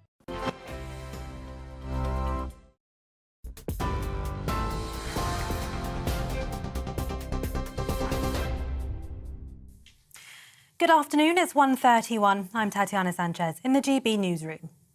The Met Police have said the murders of 2 teenagers in south-east London are linked. Well, our national reporter Theo Chicomba was at a police press conference earlier where the 2 boys were named. Theo, what do we know so far? Yes, so in the last half an hour or so, we heard from the Deputy Commander in the Met South Command here, Richard McDonough, and he says it's an extremely sad day for those who live here in this community after they received calls yesterday afternoon on Saturday around 5 o'clock, about 10 past 5, from 2 different locations. We're here in Thamesmead, in Titmus Avenue, where they found Kiani Solanki, and in the other location, Charlie Bartolo in Abbey Wood, just less than a mile from here.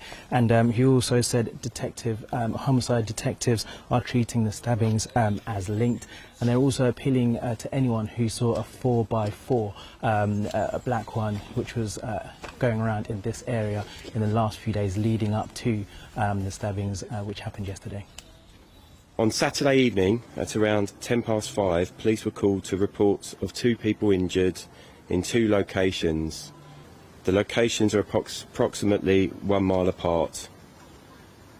Emergency services attended immediately, and at each location they found a 16-year-old boy suffering stab injuries. Tragically, both boys died of their injuries. The government says the online safety bill will be updated next month to criminalise the encouragement of self-harm. It said the changes have been influenced by Molly Russell, the 14-year-old who ended her life in 2017 after viewing content linked to suicide and self-harm. The new bill would target online material that manipulates the vulnerable, making it illegal to do so. Cases of diphtheria among asylum seekers in a Kent migrant centre are thought to have risen.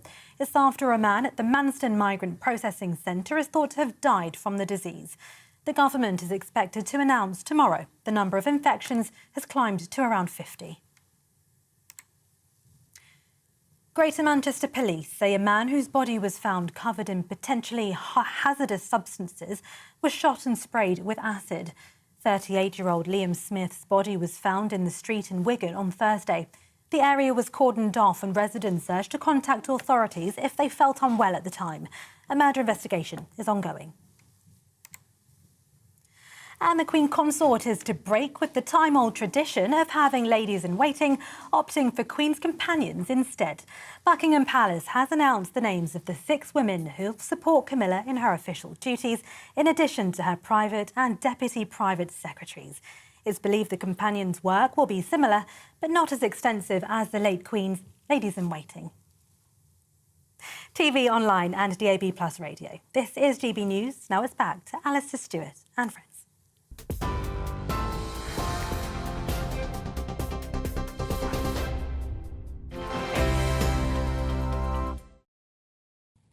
Tatiana, thank you very much indeed. Do you know, it seems that it wasn't that long ago that we were at the ballot box, but there is to be a general election to decide who governs the country no later than January in 2025, and that time is likely to fly by.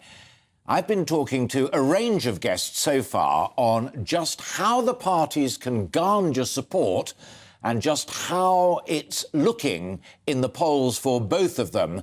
And it follows a major intervention from Sir Keir Starmer at the CBI conference, where he said he was pro-business, pro-growth, and also Lord Finkelstein, former aide to William Hague, writing in the Times that the Tories need to rebrand if they're to stand a chance, because the game looks pretty well up for him. I'm delighted to be joined now by a very good friend of mine, Professor David Cowling, who is a political analyst, and I've spent more time mulling these things over with him than I perhaps care to recall. First of all, David, how would you summarise the current state of play as measured by the polls in terms of party support and issues of concern? Well, in terms of party support, if one looks at October, there were 41 polls, and on average, Labour was 30 points ahead of the Conservatives. That's edged down in November to about 20 points. So clearly an improvement from the catastrophe that Liz Truss led the party into, but still really formidable as a challenge, given that the general election, as you rightly say, is only a couple of years away. In terms of issues, well, obviously the economy, inflation, and a number of obvious issues in a sense are there, and people, so those are not too surprising. What is interesting is the way in which Labour has increased its competitiveness on a number of those key issues, because historically the Conservatives have almost always led on issues of competence to hold, in running the economy, controlling inflation, all the big ticket items like that.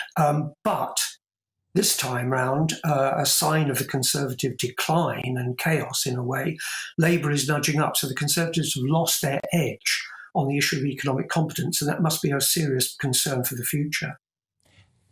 Being an experienced observer of these matters, when you heard Sir Keir Starmer's speech at the CBI, my little eyes lit up and I thought, blimey, this is reminding me of Kinnock reading the Riot Act to Militant at Bournemouth and even Blair at Blackpool talking about Clause 4. Was it in that same category for you, David? I'm sorry, Alastair, I was cut off and I missed the question. I do apologise. I'll repeat it very briefly. Did the Starmer contribution on growth and business at the CBI sit there alongside, in your mind, with Kinnock reading the Riot Act to Militant at Bournemouth and Blair rescinding Clause 4 in Blackpool? Yes, it lacked some of the melodrama, but in terms of its substance, I think you're absolutely right that it's on a par with those. He is now strengthened. He spent much of his leadership being critiqued and sniped at by the Corbyn sect and others in the party. Now, because of these commanding leads, I think he's proving himself to be his own person, and he was able to make that statement, which 2-3 years ago would have seemed to me inconceivable for a Labour leader to have said. Do you agree with Danny Finkelstein on his other point, and that is, if the polls remain as they are, which you've just described, then actually the Tory leadership needs to go into a darkened room with a blank sheet of paper and start again? Because I'm not buying that. You don't rebrand core beliefs, you stand by them and you demand discipline around them. That's a very interesting point. Lord Ashcroft has just published one of his mega polls, 5,000 people, and in the report to it he says the Conservative brand is in as bad a state as I've seen in all my years of polling, and that he felt that the party was in a state similar to the pre-1997, exhausted, tainted and ill-disciplined. Now that's one person's view, a serious pollster and a serious commentator. I think my sense, Alastair, is this. Conservative morale seems to have collapsed. Retirement announcements are accelerating, problems accumulating. The public sense this. They're not ecstatic about either Labour or its leader, but they know the country needs leadership at such a time, and they don't think the Conservatives are offering it. So it may not be impossible. It may well not be the last chance for the Conservative Party, but it's getting damn close. Sunak, I think, has stopped the rout that was taking place. As I say, 30 points behind in October, 20 points behind in November. So something has happened. He's done something, and it may be that the Conservatives can turn things around, but the clock is ticking, and it seems to me that there needs to be a sense of leadership coming from the Conservatives, and then the country might give them a second chance. In the absence of that, I think they really are in a hell cart, in a handcart to hell. David, great to talk to you. Thank you very much indeed. Professor David Cowling there, cephalogist par extraordinaire and GB News analyst as well. Always a pleasure to talk to him. Intriguing that it is about discipline. It is about holding the ship together and not panicking. But to quote him, he's a professional cephalogist. It looks pretty difficult, and if it does to him and Lord Ashcroft as well, well, there we are. There's a consensus you perhaps wouldn't want to argue with. You're watching and listening to Alastair Stewart and Friends, with more to come still in our remaining 20 minutes or so, including, is this the end of traditional ladies-in-waiting? The Queen Consort has opted for companions instead, and I'm delighted to say that royal expert Jenny Bond joins me next to tell us more about all of that. But first, a quick break.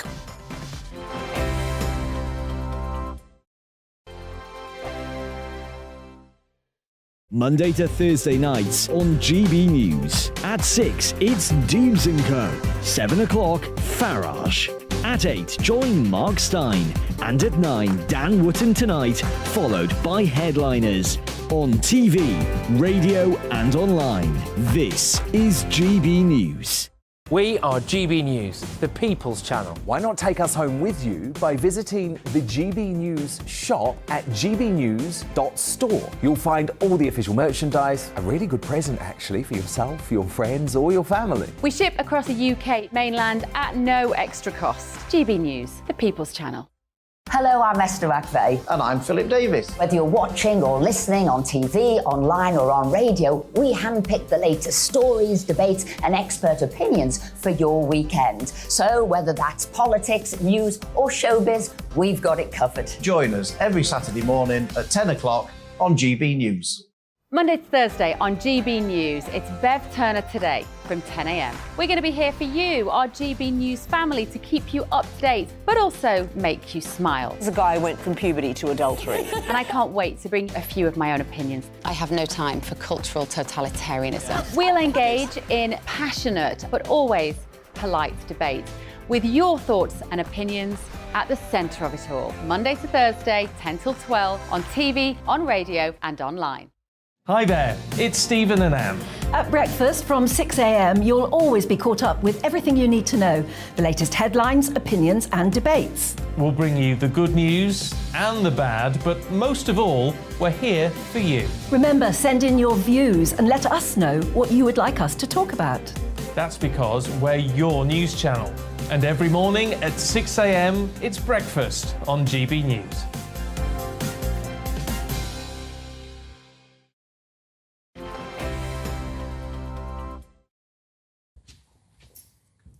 Hello, welcome back. It's 17 minutes to 1. You're watching and listening to Alastair Stewart and friends here on GB News TV and radio.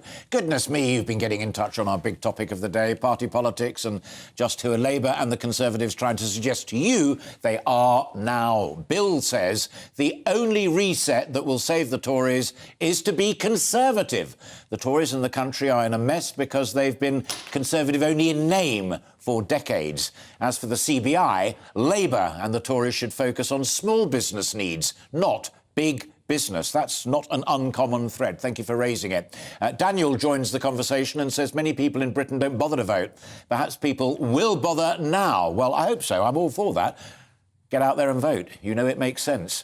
Roger joins the conversation. Conservative, no. Labour, no. Reform UK, yes. This is not a party political broadcast, but that is not an uncommon tweet, particularly from people who used to be Tories and are now scratching their heads and thinking again. Do keep your views coming in and do subscribe to our YouTube channel. We are at GB News, and you can catch all of the great interviews that I've had so far today on this extraordinary topic. Now, let's leave that for a moment. Buckingham Palace have announced today that the Queen Consort will have 6 Queen's companions, not the traditional ladies-in-waiting. The 6 women selected by Camilla will carry out her key official and state duties and are in addition to her private secretary and deputy private secretary. But in selecting companions, what does it do in terms of breaking with a tradition, and what does that mean for the monarchy? Well, I'm delighted to be joined by a woman who really does know, and that is royal correspondent Jenny Bond, and there she is. Apart from names in the frame, which is genuinely interesting, is there a significance in title and role here, Jenny?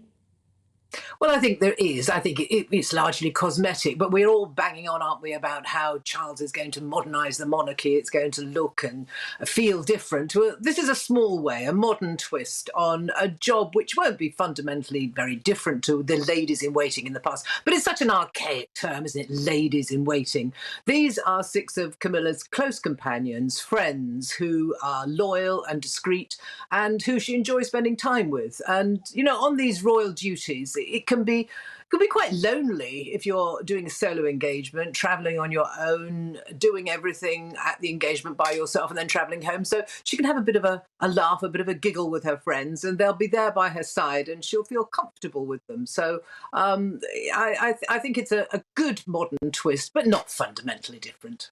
No, well, I'm glad. Do you think there'll be any other similar changes, because Buckingham Palace is full, as we both know, with all sorts of chaps in curious costumes and uniforms? I mean, there is modernisation and there's also the defence and retention of tradition. Yes, and I think that's uppermost in their mind as well. It's just a tweak like this does help us understand that they want to have a modern image, if you like. And these ladies are old and trusted friends. Sarah Chawton is one of them. Now, she's actually the Queen's cousin, Charles's second cousin, and is very experienced because she was a lady in waiting to Catherine, Duchess of Kent. And then an interesting one is Fiona, Marchioness of Lansdowne, and she's a Bowood house. She and her husband lived there and have restored it. And Bowood House was always told to me that it was one of the safe houses for Charles and Camilla in the Diana years when they had to meet secretly. So clearly a very loyal and discreet friend there. And quite an interesting one is Jane von Westenholz. She and her husband have helped do up Dumfries House, which is a big project for Prince Charles up in Scotland. But also their daughter Violet is said to be the person who introduced Meghan to Harry. So an interesting twist there as well. Cheeky one there. Thank you, Jenny. Finally, and it's linguistically lateral rather than directly connected, talking of companions, we also saw the latest tranche of Companions of Honour unveiled, and it struck me as being interesting, and maybe to the folk who are kind enough to be listening to us and watching our conversation, Jenny, that these were people who were selected by the late Queen and confirmed by the King. Yes, well, it's a great honour for any of them. And I suppose it's going to be even more special that they will be, obviously, by definition, the last people to be so honoured by our late monarch. And I think it's a lovely touch that Charles has decided he will honour her commitment to these people. And what an honour for them. How wonderful. Absolutely, and brilliant. Jenny, great to see you. Thank you for breaking into your Sunday afternoon to talk to us about Companions of Honour and the Queen Consort's new companions. Always good to talk to you. Keep in touch. Thank you very much indeed. Jenny Bond there with her views on the gentle, slow, respectful modernation of the royal family.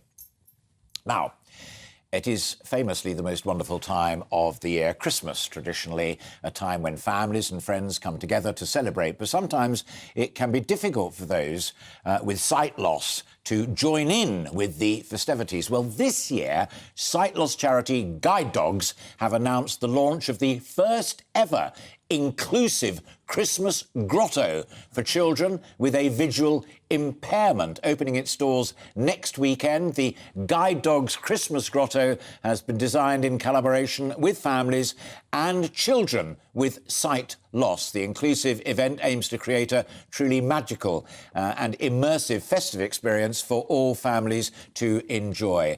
I cannot tell you how thrilled I am to be joined live in the studio by Alex Pepper, who is the head of accessibility for Guide Dogs UK, and I don't know if the camera can pick him up. I hope very much they can, but down there on the floor, calm as a button, is River, your guide dog. Welcome to both of you.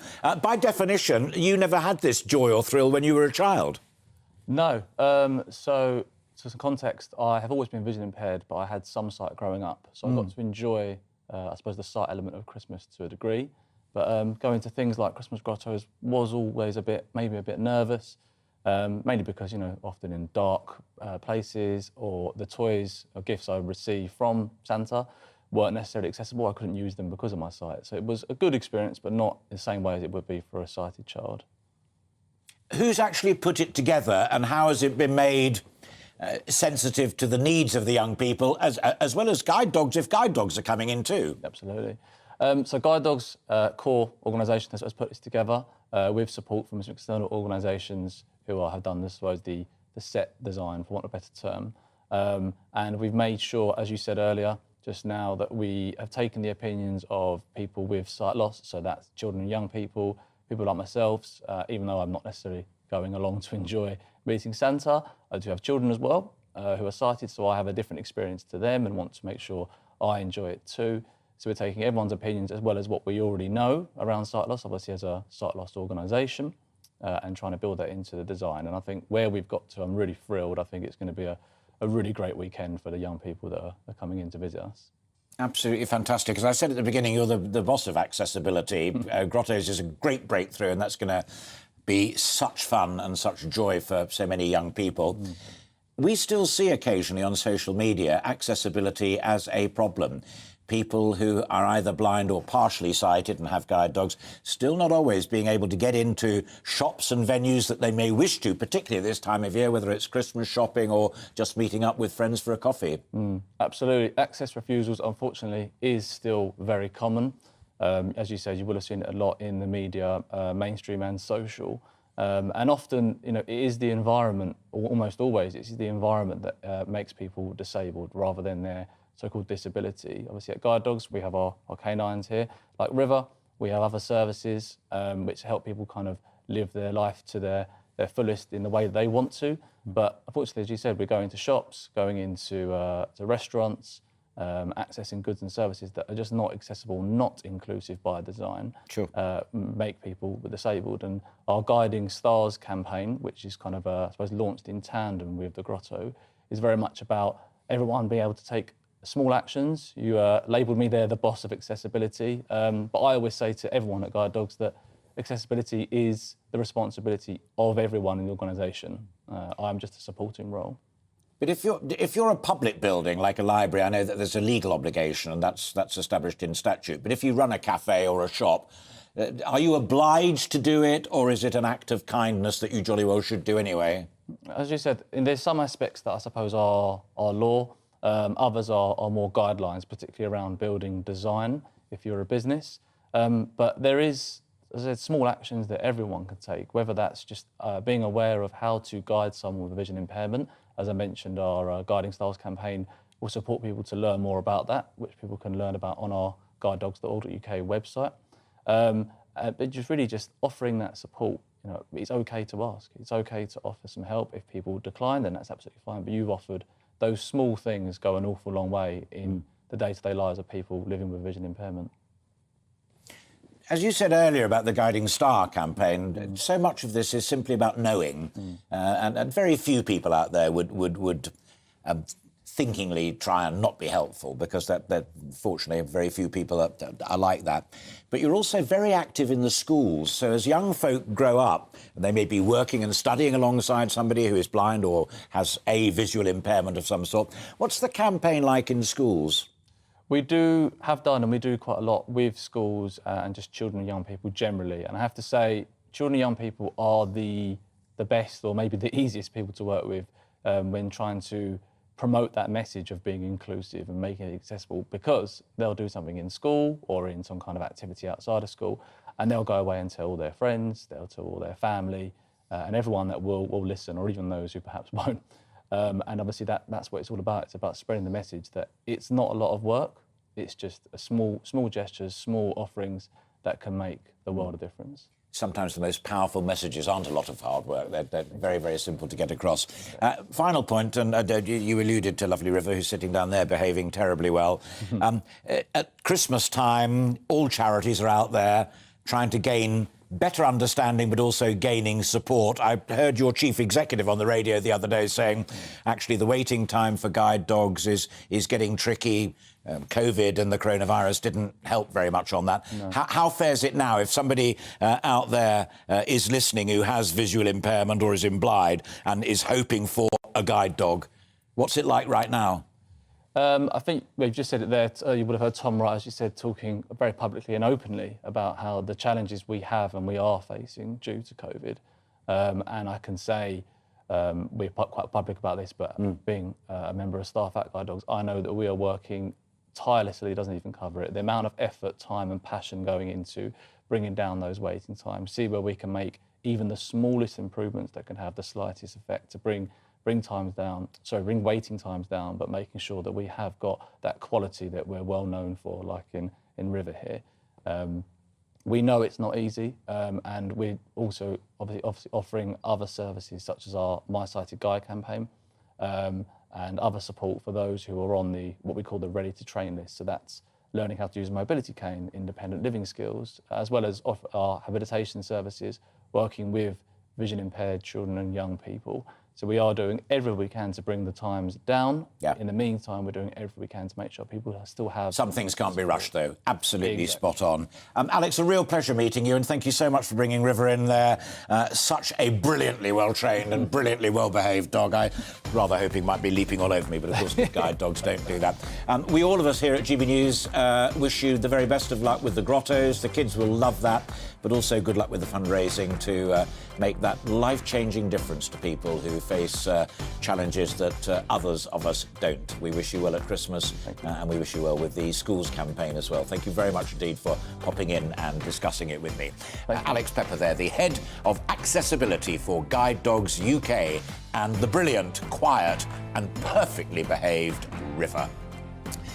That's all we have time for this weekend, yesterday and today, but I will be back next Saturday and Sunday. I do hope very much indeed that you'll be able to join me then.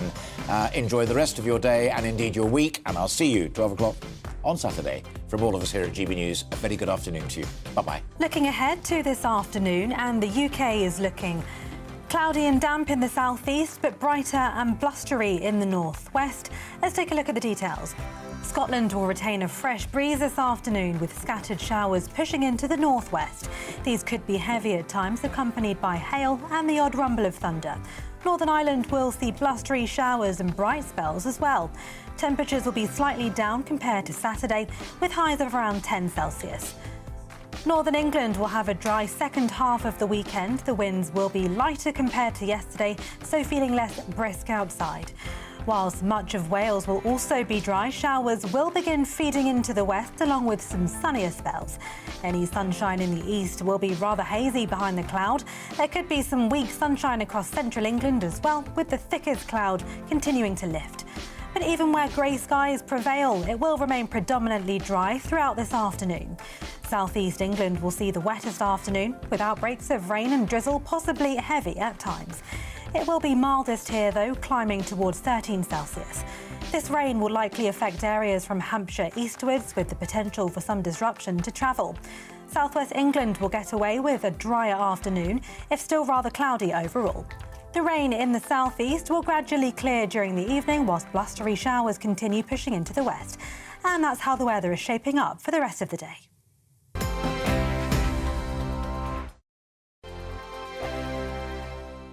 Every morning from 6 o'clock, we'll wake you up with GB News Breakfast with all the stories you didn't know from the night before. So whether it's serious news, entertainment, or your own views from all over our great nation, we're here to kick off your day with a smile. The national media should be reflecting and reporting what's happening here. You will notice the northwestern accents. Whether you're with us on TV, radio, or online, every morning, it's breakfast from 6 a.m. Hope you can join us. Join me every Sunday at 6 p.m. for Gloria Meets. In exclusive interviews, I'll be finding out who our politicians really are and what they really think. I think I've seen probably quite enough of Matt Hancock to last me a lifetime. I'll also be getting to know you better, travelling to find out what you think about the politicians who are fighting for your vote. They've got to get this country back on track. Join me every Sunday at 6 p.m. only on GB News, on TV, radio and online. We are GB News, right across the nation. You can get us on television, on radio, on digital. We're absolutely everywhere. Amazing! You see, amazing! You remind me of me in the European Parliament. But here's the most important bit. We are not part of the mainstream establishment. We think and speak just like you do. We are the People's Channel. Magnificent. That's really, really thoughtful. Come and join us on GB News, the People's News Channel.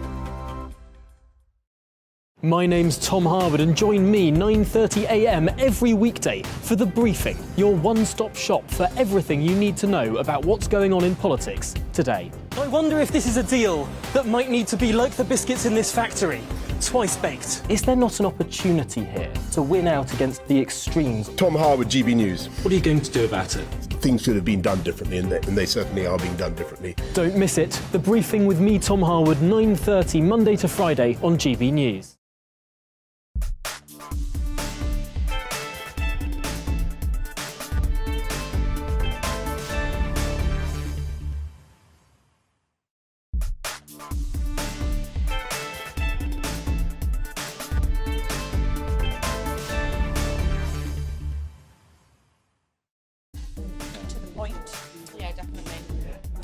watching Common Sense Crusade with me, the Reverend Calvin Robinson, on your TV, radio and online. This show is all about championing common sense, and today we will be discussing the Red Wednesday service at London's Ukrainian Catholic Cathedral, a day when we remember persecuted Christians around the globe. And as carol services get suspended or for football matches, I'll be asking the question, what is the state religion, Christianity or football? And as the pension age comes under fresh scrutiny, I'll be asking, should we raise the pension age? First though, here's a check on those news headlines. Here's Tatiana.